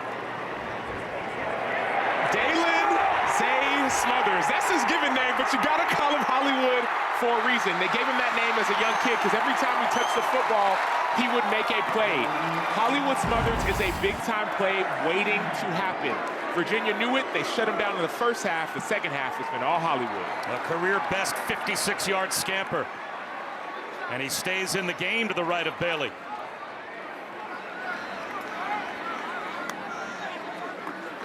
Boy, no rest for the weary. They go right back to him. And a little jump cut. He still looks fresh into the red zone. Tony Elliott, Bob, had talked about some of the confidence and how do you finish. It's easy to start something. It's harder to finish. It's easy to say, oh, man, we did it in the first half. It's hard to believe that you are the better team when you are the underdog. So this is really the momentum shifting right in front of our eyes if NC State can get the ball in the end zone. And now they've got Duke Scott in as the tailback. Once again, Cody Hardy in motion. Keep it on the ground. Up the middle, first down for Duke Scott. So Jaden Duke Scott, the redshirt freshman. The offseason lifting program, all he did was squat 550 and apparently clock a 4.3540. And he's the guy you bring off the bench behind Hollywood Smothers. Well, he's the power. Smothers is the speed, and you're seeing him running right down the middle of that Virginia defense. The doubt is starting to creep in. It's been the ground attack for NC State to start the third quarter. And this time, the defensive front for the Hoos bows up. And they get a stop. Mitchell Melton and Jason Hammond sandwich Scott behind the line of scrimmage.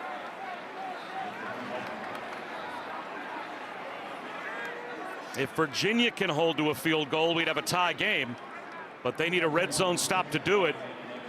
And these are two very impressive drives by the Pack to start the third quarter. A lot of confidence, a lot of remembering who you are. That first half was not who NC State is or who they want to be. Now they're trying to show who they are. Explosive in the run game with a dominant quarterback. C.J. Bailey, blitz off the edge, makes a man miss. He'll take off. No one out on the edge to stop C.J. Bailey. His second rushing touchdown.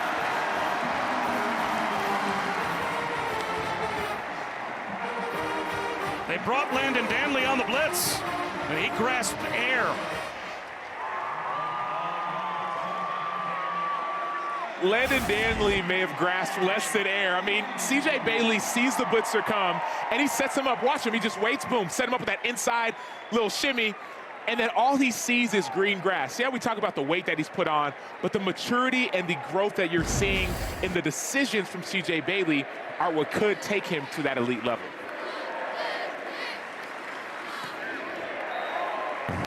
Back-to-back touchdown drives. NC State down by 10 at halftime. Now they've got the lead. A Wolfpack with a 4-point advantage past the midway point of the third.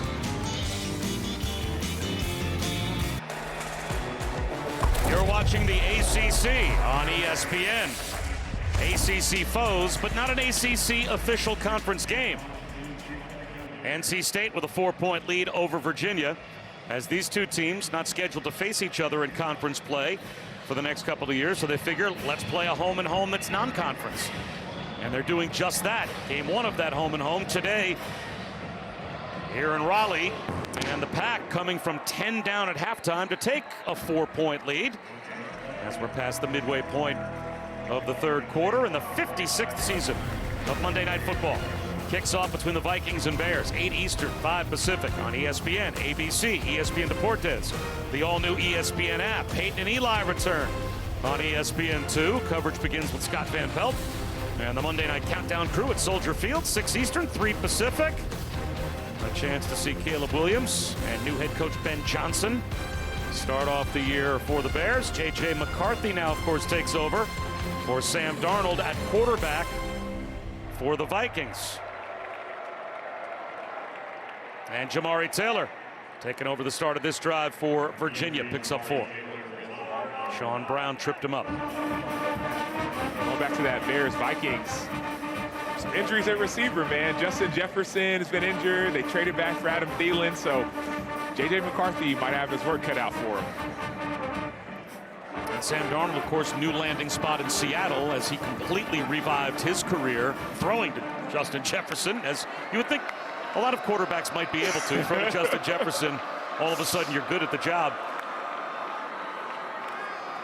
Taylor lowers his shoulders, pounds his way out to about the 35-yard line, a half-yard short of the first down. So another third down coming for Virginia. Again, they were 10 for 13 in the first half, but they failed to convert on third down on their first third-quarter possession. So a big play here. And it seems like this half and the rest of this game is going to be determined by who can run the football. NC State in the second half, 110 rushing yards so far. First half, they only had 60. Virginia's been dominating the line of scrimmage early in the game. So far, not so much.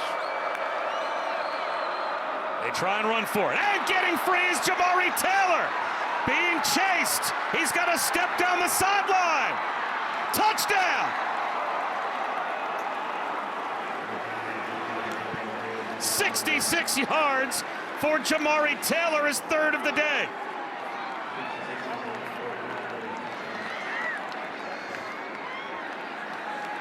He was a walk-on at North Carolina Central. He made the team in a tryout, eventually earning a scholarship. Went on to be North Carolina Central's first ever 1,000-yard rusher.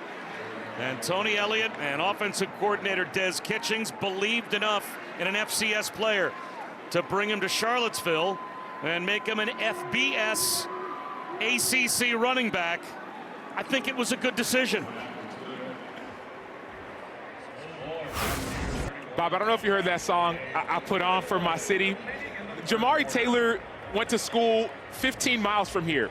And this is, bad defense, poor tackling, but this is the same thing we saw on that first drive for Jamari Taylor. He's been dominating so far, was named captain by Tony Elliott because they say, man, you got family, you got friends coming to this game. We need you to have a big day. Well, big is an understatement. He has been tearing up NC State's defense. 148 yards for Jamari Taylor alone against a defense that last week gave up only 30 total yards rushing against East Carolina. 54 times now in the time that Dave Doran has been in Raleigh. North Carolina State has held teams under 100 yards rushing for a game. And Jamari Taylor's got close to 150 by himself, and we still have 20 minutes to play.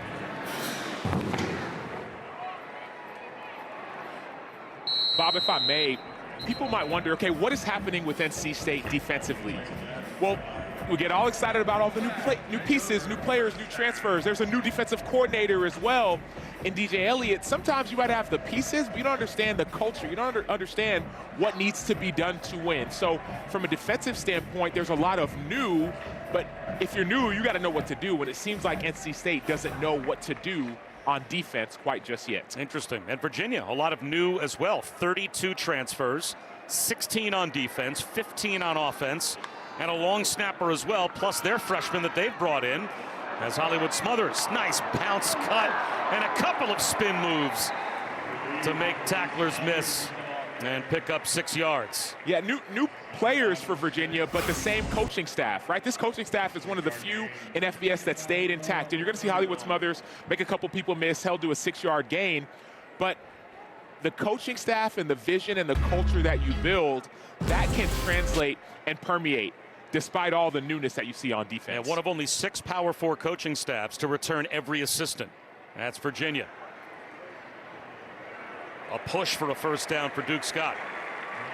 So what impact is that on the new players, but even on the returning players. I mean, you can speak to experience with this when you have that kind of consistency for Virginia and you bring all the coaches back. Well, there's a sense of confidence in what you're going to do and communication. Remember, when new coaches come in, they might bring assistants with them, and they might not have the same vision as the head coach. And so sometimes you're looking to the head coach, to the assistant coach, to your position coach to try to find out, what exactly do I do?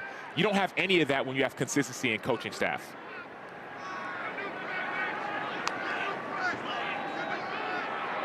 Room for Scott. Turns the corner. First down and then some. So the ground game for both teams continue to be what these two offenses are able to lean on. Yeah, great job by Scott dipping in and going outside. We talked about it earlier, though. Whoever can control that run game is going to win this game. Neither team has been able to really stop anyone on the ground, and blitzing does not solve that. What solves that is assignment soundness, right? If you're supposed to be outside as an edge defender, stay outside. If you're supposed to make the tackle in the gap, make the tackle. We've seen too many missed tackles by both of these defenses.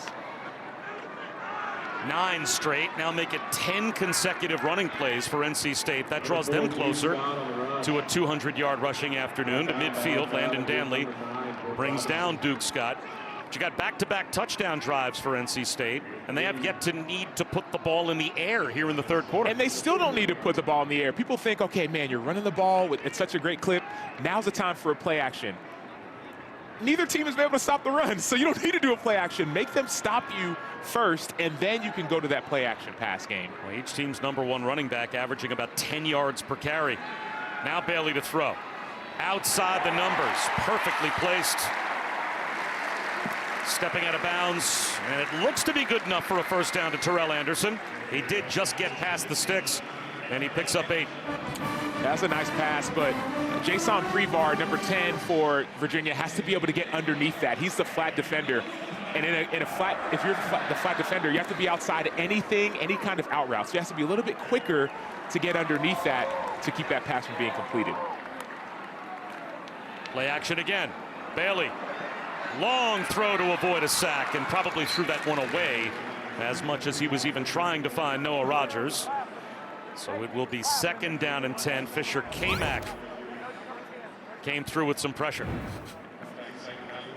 If I'm NC State and on their offensive line, I'm like, hey guys, we're dominating the run game. I don't want to have to pass block right now. Let's just ground and pound these guys. We're in control. Let's get away from some of this pass game because we can win by following us. Little button hook to the near side to Wesley Grimes. First down.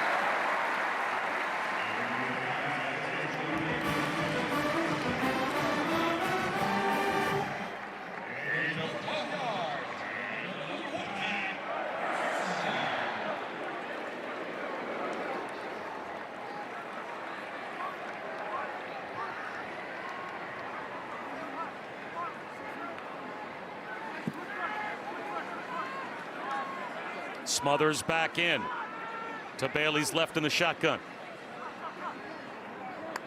C.J. Bailey, play action again.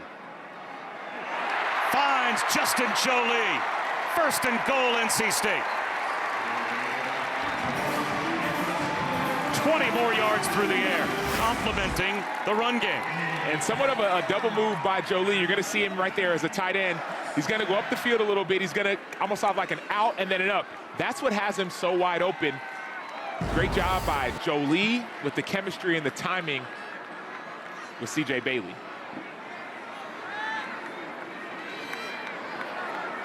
Jolie out, but 2 tight ends back in. They'll try to pave the way for Smothers. Breaks a tackle, cuts it back. Touchdown again.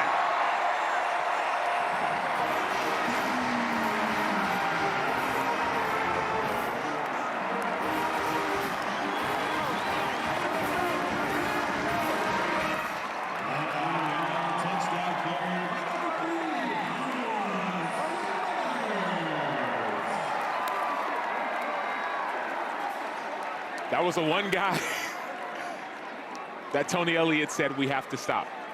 And so far, second half, it's been all Hollywood.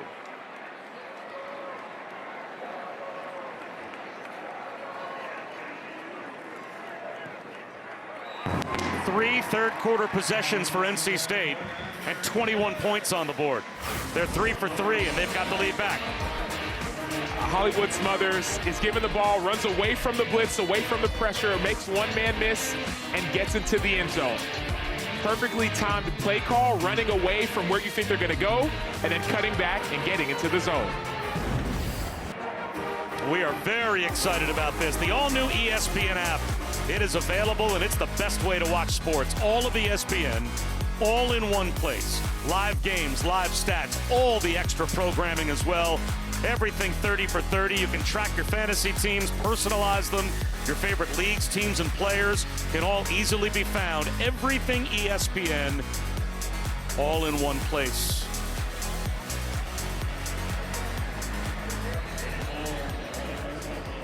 ESPN Plus is a beautiful thing. I'm able to watch some of my son's track meets on ESPN Plus. I mean, it's great. He is a distance runner at Virginia. Their whole cross-country team, I think, back watching the game in Charlottesville right now. They're ranked number 6 in the country. In large part, I'm sure, because of Jimmy Wischusen. Cam Ross on the return, and he goes nowhere. Let's take a look at our player spotlight, brought to you by Tecovas. And back to work on this drive will go Jamari Taylor. Jamari Taylor has been untackleable. He's 5'9", he's 200. He's made a few people miss, but more than that, the offensive line has made it easy on him. When they see you running like that, it makes them want to block a little bit harder. So the combination of his size, his strength, the offensive line's will, and NC State's lack of discipline has given Jamari Taylor a career day. Noah Vaughn starts this drive, though, for the Hoos. Takes the handoff. Nope, keeping it is Chandler Morris, his first run of the day. And they obviously weren't expecting to see it. He protects that shoulder by cruising out of bounds all the way down to the NC State 35-yard line. I ain't gonna lie to you, Bob. During the last commercial break, our producer was like, hey, man, Chandler Morris, he hasn't run the ball at all. What's going on? And finally, Chandler Morris uses his legs. We saw this last week. He had a nice run, nearly a touchdown. He hurt his shoulder. But on that zone read, the defense thinks that he's given it. He kept it. Now he does give it to Noah Vaughn. And he picks up 1.5 yards. That's what we mean by lulling people to sleep. You just keep on giving it over and over and over again. That when they least expect it, you keep it for a big-time game. Through 3 quarters, 250 rushing yards for Virginia, 205 for NC State.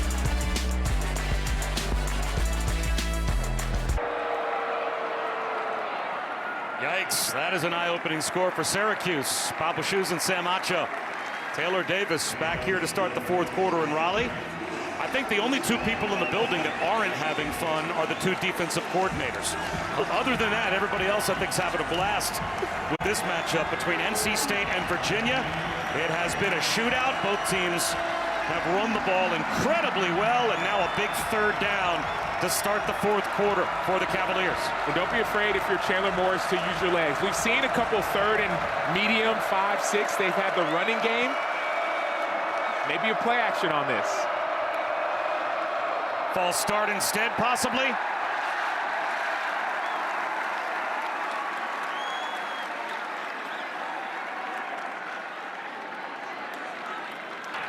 False start. Offense.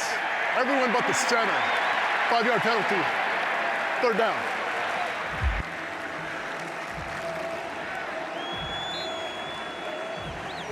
Huge penalty, because now it makes you one-dimensional. There's 3 or 4 3rd and medium or 4th and short where Virginia decided to run the ball. Now they have to pass it 3rd and 11. Only UVA's 3rd penalty of the day. It's been a very clean game penalty-wise both ways. But that's a big one to make it 3rd down and 11.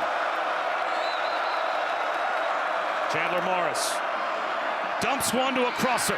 Cam Ross makes a man miss. Stood up at the 30-yard line. So now it's 4th down and 5 at the plus 30-yard line for the Hoos. From here, you're looking at about a 47, 48-yard field goal. And it looks like they will opt to send Will Bettridge out to try and make this a one-point game rather than go for it on 4th and 5. I like the decision. You kicked the field goal. Your kicker made a couple last week. You trust Bettridge. Get it to a one-point game. I like the decision. Holding an offense in this game to a field goal attempt to win. NC State just got to win. And Bettridge on the way. No good. Caught the upright, and UVA comes away empty on that drive.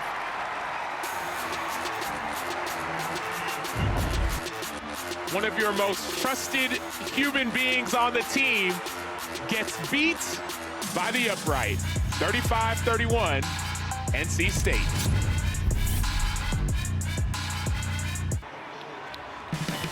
Welcome back to ESPN College Football presented by Tums. Both of the defensive coordinators in this game might need some Tums by the time this game's over.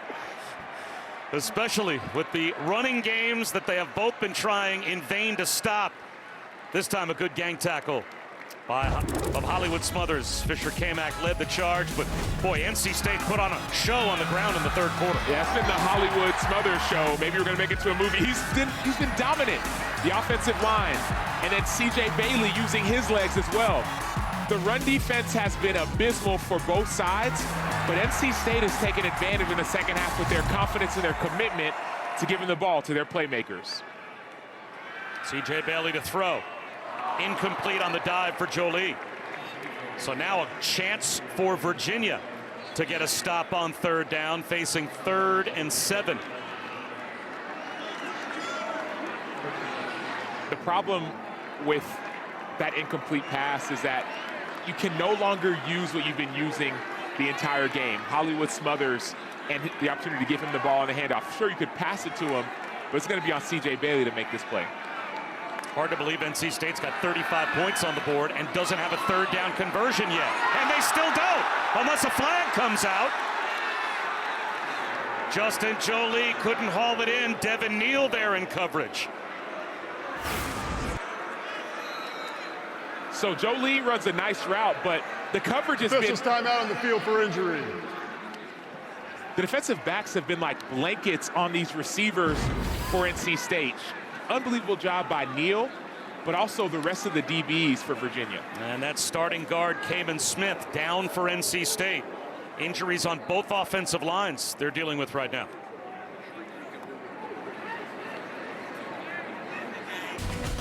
It's a ride along with Champ the Retriever as he goes out and grabs the kicking tee after every kickoff here at Carter Finley. His older brother Ripken passed away, so Champ took over. Apparently also the official bat dog for the Durham Bulls. So when Crash Davis pumps one out, he goes and picks the bat up as well.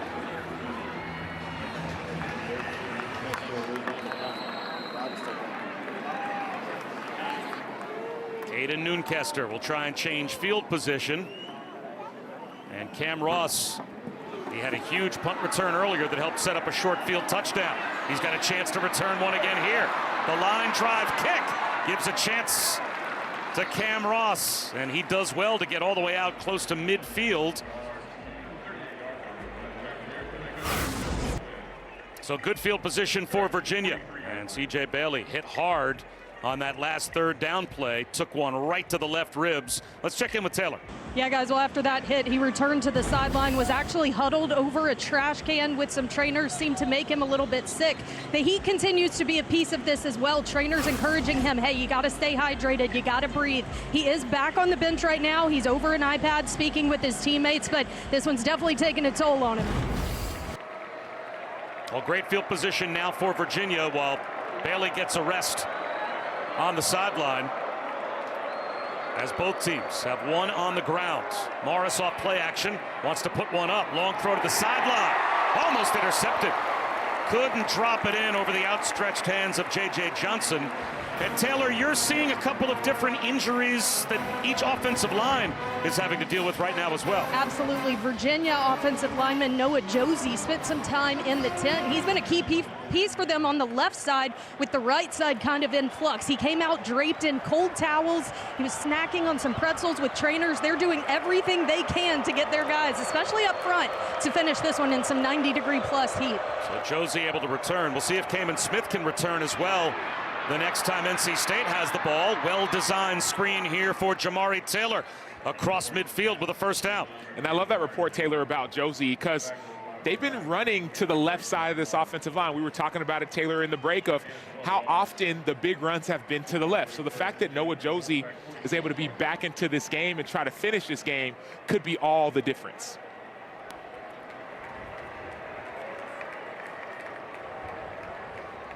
Virginia had a 10-point lead at halftime. NC State scored touchdowns on their first 3 possessions of the second half. They've got a 4-point lead. Chandler Morris sidearms one. And that Xavier Brown doesn't get much. Only a yard. It feels, and Bob, now he's hurt.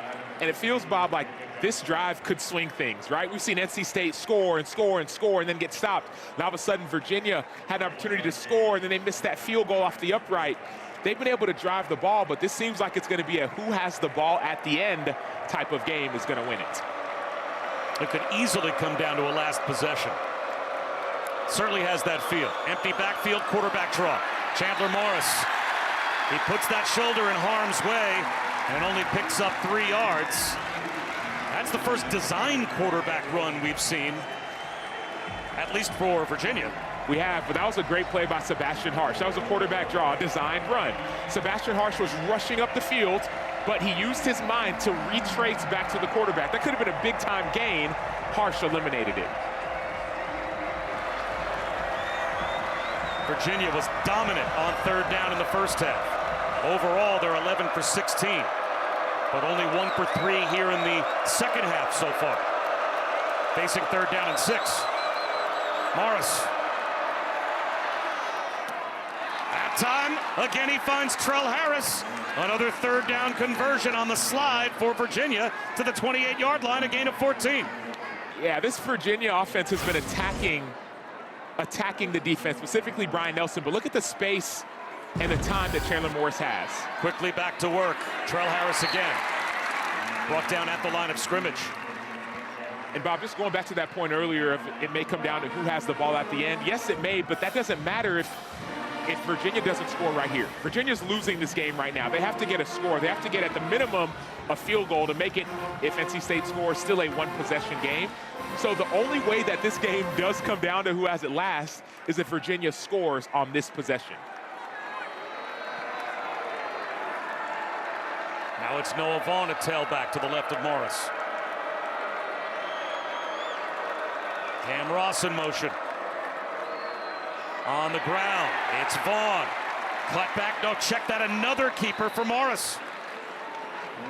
They fooled you. They fooled all of us, right? Twice. Fool me once, shame on you, fool me twice. But that's the thing. He's been fooling this defense. Why? Because every time in the first half, it was Jamari Taylor. It was the running game. It was anybody you could think of. But now 2 times in the second half, Chandler Morris has kept it on the zone read action. The first one was about a 50-yard run. This one gets you that first down in the red zone. He got the entire NC State defense to flow one way and then ran backdoor for 10 yards at a first down in the red zone. 257 yards rushing now for Virginia in the game. This time it's Vaughn, and this time it's gang tackle behind the line. But volley, Price got the push. But even on that play, Bob, I expect play action coming soon, because on that play, the play action was wide open. There was a receiver coming across the field who would have been open, or Chandler Morris could have kept it. So as much as Chandler Morris has kept the ball in this second half, the defense is still feeling and leaning and believing the run. So don't be afraid, if you're Virginia and Des Kitchings, to work towards that play action pass game. And the pass protection for both teams has been really solid, allowing those long developing crossing routes to be so effective. Morris on a rollout in the right flat. Cameron Courtney inside the 10-yard line. Let's see where they say stepped out. Right at the 10. So it creates another 3rd down for Virginia. 3rd and a couple. It's got to be frustrating. I mean, it's frustrating for me as a guy who played defense, but it's got to be frustrating when everything underneath has been so wide open. And the reason why is that when you're giving up everything so wide open, now all of a sudden you're not in a 3rd and 10, you didn't pressure them. Now you're in a 3rd and 4, 3rd and 3, 3rd and 2. That's what Virginia's been in all game long, and it's hard for NC State because all you need is 2 or 3 yards. 3rd down and 3. Jamari Taylor makes a man miss, trying to push his way for a 1st down. He didn't get there. Oh, what a call this is now going to be for Tony Elliott. 4th down and short inside the 10-yard line. Down by 4 with 7 minutes to go. A field goal makes it a 1-point game, but they are going to go for it on 4th down as the clock goes under 7 minutes. Yeah, you don't kick a field goal in this situation. You need 1 yard, you got to get 1 yard. How do you get it, though? That's the question. They've been bullying and bruising the defensive line. I like Sage Ennis on this. I like showing run and then popping it over to tight end Ennis. Unbalanced line, the pitch, the cutback, Taylor. He's right at the 1st down line to gain. Virginia thinks they've got it.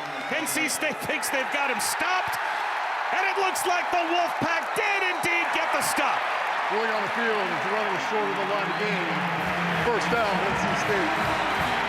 A field goal off the upright, followed by a 4th down conversion attempt by Virginia that fails. And a couple of empty drives gives it back to NC State with the lead.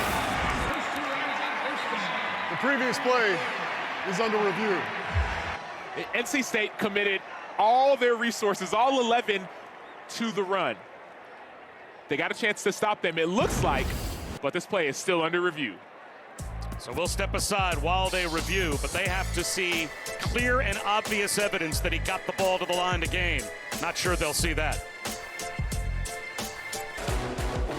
So many momentum swings between NC State and Virginia. A non-conference matchup between these two ACC rivals. Bob Wischusen and Sam Acho, Taylor Davis here in Raleigh. They did go to review just to make sure that they spotted the ball correctly, and they did. So it is a 4th down stop for NC State. They've got the ball back just inside their own 8-yard line. 6.5 minutes to go. And the Pack protecting a 4-point lead. Hollywood smothers, face mask to face mask. He is planted by Mitchell Melton for a loss of at least a yard. Let's take a look at this week's college football rankings, brought to you by Chick-fil-A. And right now, no issues for Penn State or Texas in their respective games. Georgia off to the early lead, as you would expect, against Austin Peay. As this week, not the top 10 matchups that we saw last week. For certain, all the top 10 pretty heavy favorites. C.J. Bailey, quarterback keeper. He goes nowhere. He's driven back. Anthony Britton arrived first. Helped out by Hunter Osborne. Bob, so now back-to-back running plays, losses on both, 3rd down and 12. Bob, these are my favorite. This is my favorite part of football. Because as a guy who played defense, you're down by 4, you need a stop. If you don't get a stop, you don't win the game. This is the time where moments and men are made on the field. Defensively, you have to stop them right now. Who's going to make the play? 4-man rush, floating right is Bailey. Swings one right, caught right sideline, 1st down. Exactly what NC State needed. Terrell Anderson reached the ball out, and he moves the chains. Huge 3rd down play for the Pack. And that who happened to be on offense. C.J. Bailey with a perfectly placed ball to Terrell Anderson. Notice he catches it with his hands, outstretched arms, gets the 1st down. Their first 3rd down conversion of the day. Now, they haven't had many opportunities because they've moved the ball so effectively en route to 35 points. They haven't been 3rd down often. Counter handoff, Smothers. Again, UVA. A tackle after only a couple of yards on 1st down. Kazim Moore made the stop. Week 2 on the ACC Network continues. Later on this afternoon, number 8 Clemson will host Troy at 3:30 Eastern. And then we will cap the night on ACC Network with Vanderbilt taking on Virginia Tech in Blacksburg at 8.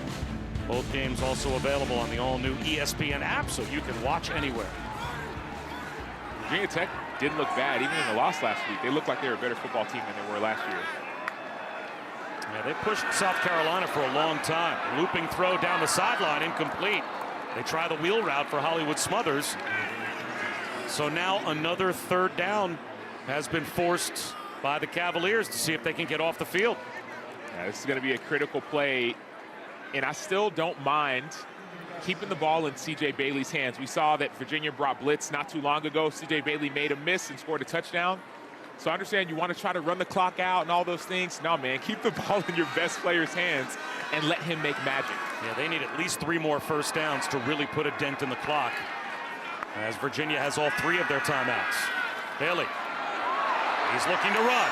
He gets cut down right about at the first down line to gain. Let's see where they mark him down. It looks like he's going to be about a yard short. Under 4 minutes to go on the clock moving. It's 4th down and 1. NC State with their offense still on the field, looking over at the sideline.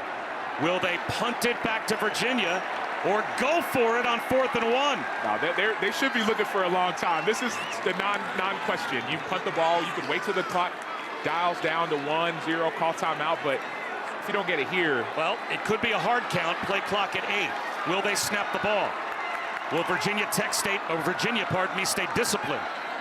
3, 2, and 1 on the play clock, and now the predictable timeout NC State, called by Dave Doran. It'll be 30 seconds. And here comes the punt squad. To your point, Sam. And here comes Cam Ross as well. Cam Ross had that 48-yard punt return that led to points. His last punt return, it was close. It was close. He got about 20 yards on that return, but it was close. So as much as it was a win for Virginia to stop NC State, it may be even a bigger victory if Cam Ross touches the rock. The other thing that could be interesting, and you don't know how these last 3.5 minutes are going to play out, NC State, for the sake of bluffing on 4th down there, just used one of their 3 timeouts.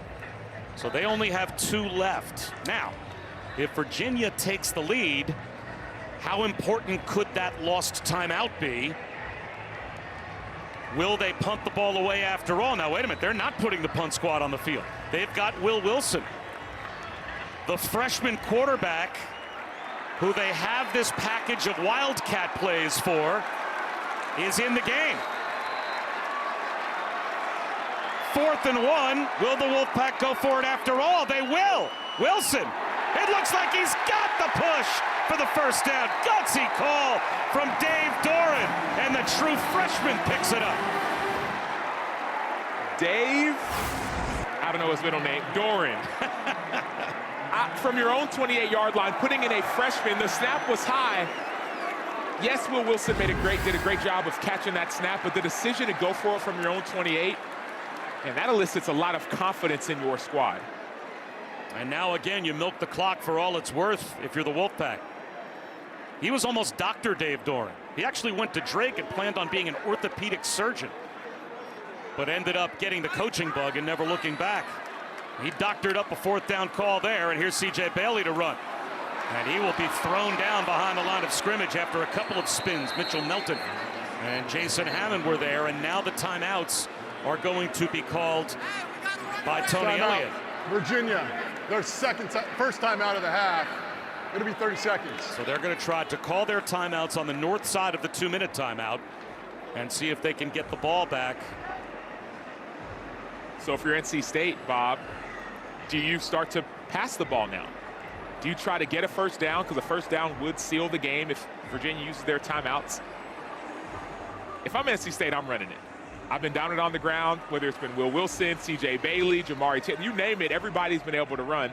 I'm running the ball, I'm forcing them to use their timeouts, but more than anything, I'm trusting my offensive line can get a first down and seal it. Well, if you can get to the 2-minute timeout and your opponent is out of timeouts and you've got a first down, your victory formation from there. Correct, but if you get to the 2-minute timeout and you haven't got a first down, now all of a sudden the clock will stop on first downs if Virginia gets the ball. Yep. So it's wise for Virginia to use their timeouts now, get the ball back if they can get a stop, and then all of a sudden you run your offense as usual. Clock stops after to reset the ball after a first down within 2 minutes. So this is the game. 2nd and 13 after the tackle of Bailey on 1st down. They will keep it on the ground. Hollywood Smothers brought down by James Jackson after a gain of 4, maybe 5, but it will be 3rd down and long. And another timeout call. So timeout, Virginia, their 2nd of the half.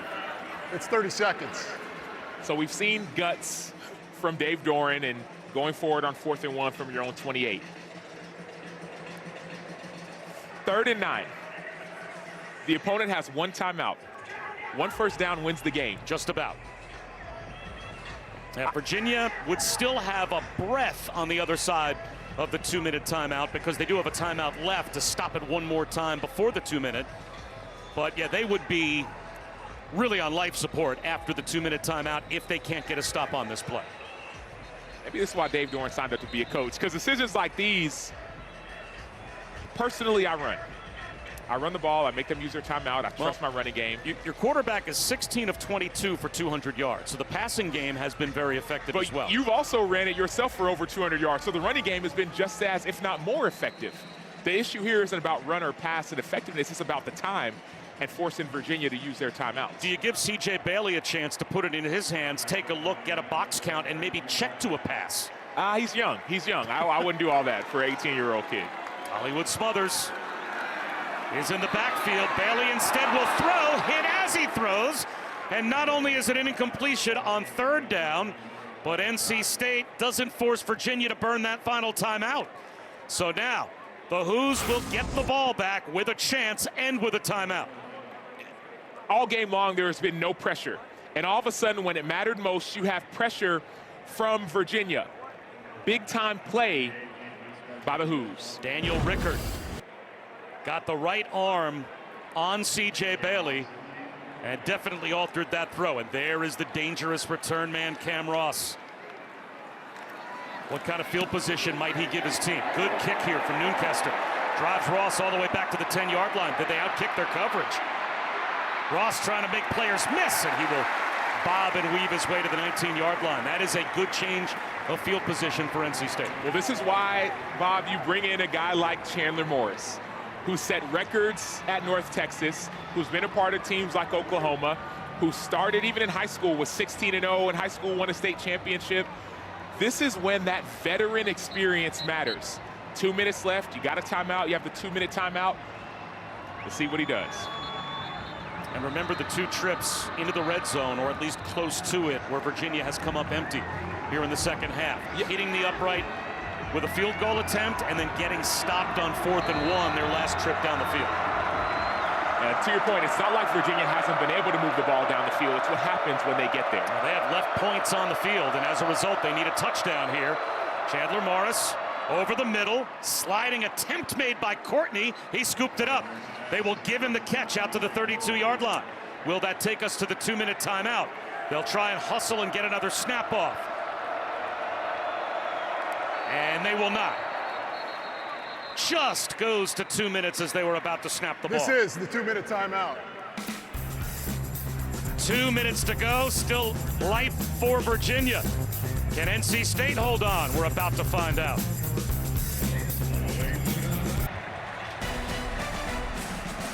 E.J. Elliott's defense, well, they've allowed 31 points to be scored, but they've gotten a couple of stops here in the 2nd half.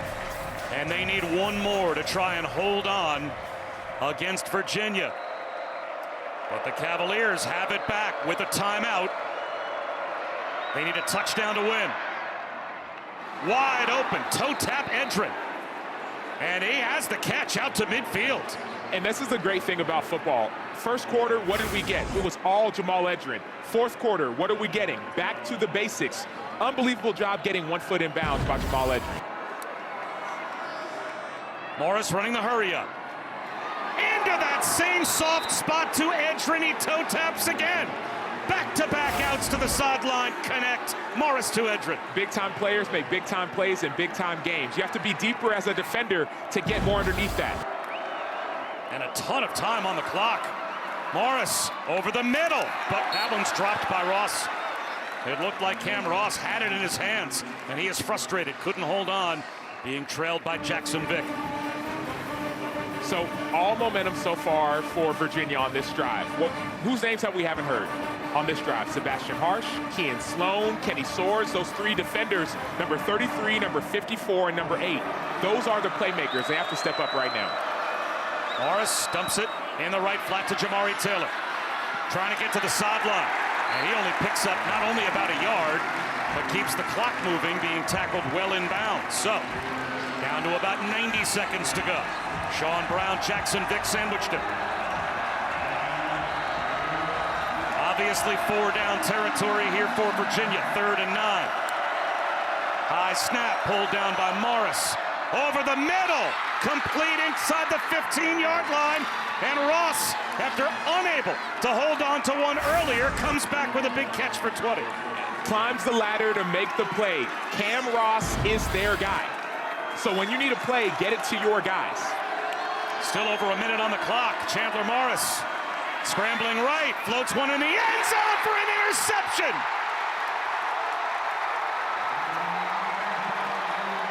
The defensive end, Kean Sloan, drops back in coverage and gets a pick.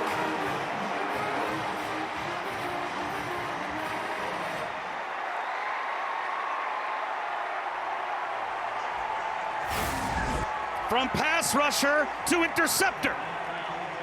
He's everywhere, right? He's an X-Man. He's Nightcrawler. He everywhere you want a player to be, he's going to be there. Kean Sloan has the running back man-to-man.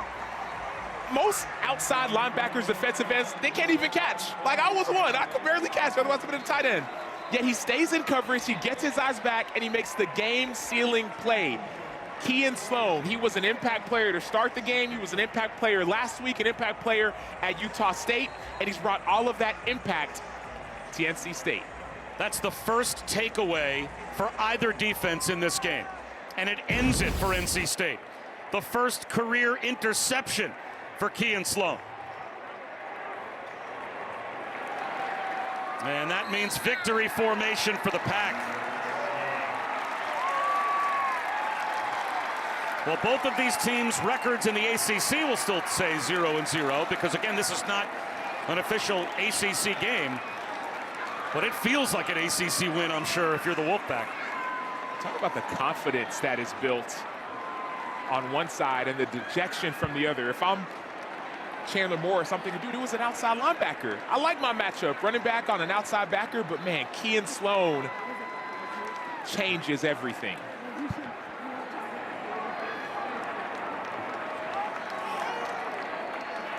C.J. Bailey to take one final knee, and that will do it. It was a 10-point lead for Virginia at halftime, but NC State with a big second-half comeback to take down the Hoos 35-31 in a terrific football game. But every year these two teams don't play in ACC play. Sign us up for this. Keep this rivalry game going. Man, what a game, what a matchup. We talked about it maybe coming down to who had the ball last. Well, NC State took the ball last. Kean Sloan, number 8, transfer from Utah State. Unbelievable play. Let's go down to Taylor. Thanks, guys. Well, Coach, a 4th down goal line stop last week, an interception in the end zone this week. What is it about this team that just keeps fighting? Well, they got grit. You know, it's part of NC State's DNA. We never quit. Jimmy V taught us that a long time ago. So I'm proud of our guys, really proud of our offense for how they played. We got a few stops on defense and made a big one there with Kean's interception.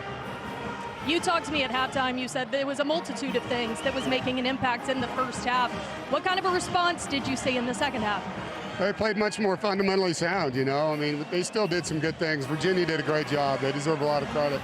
But we just played better. I mean, we did not play well at all on defense in the first half. We played better, not great. But offensively, sometimes that's what you got to do. You got to outscore somebody, and that's what we did today.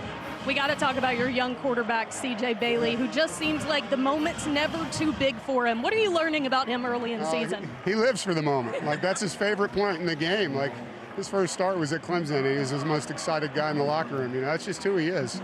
He's a winner. He's got the spirit of a champion. I'm glad he's our quarterback. 2-0. On to the next. Congratulations. All right, go Pack. What a tremendous football game. 930 yards of combined total offense between the two teams. And it comes down to a defensive play. That's made by Kean Sloan. Interception in the end zone to allow NC State to survive and escape with a 4-point win. A lot of fun here in Raleigh. You heard from Taylor Davis for Sam Acho as well. I'm Bob Wischusen. 35-31 again is your final. NC State over Virginia. Thanks so much for watching, and enjoy the rest of your college football Saturday as we send you back to the studio. Trevor Matich and Kevin Commerce.